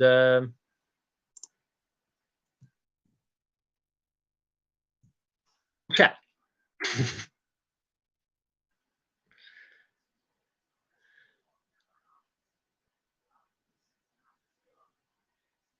Yeah, and I will answer the question. I haven't seen the channel yet because it can't load the full video, but I can get this link here for you.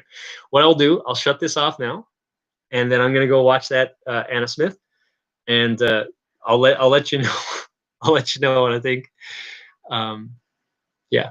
Okay. So I'm gonna shut this off now, and I'll see you over there on that link if you wish to join. And I want to thank you again. See you later, guys.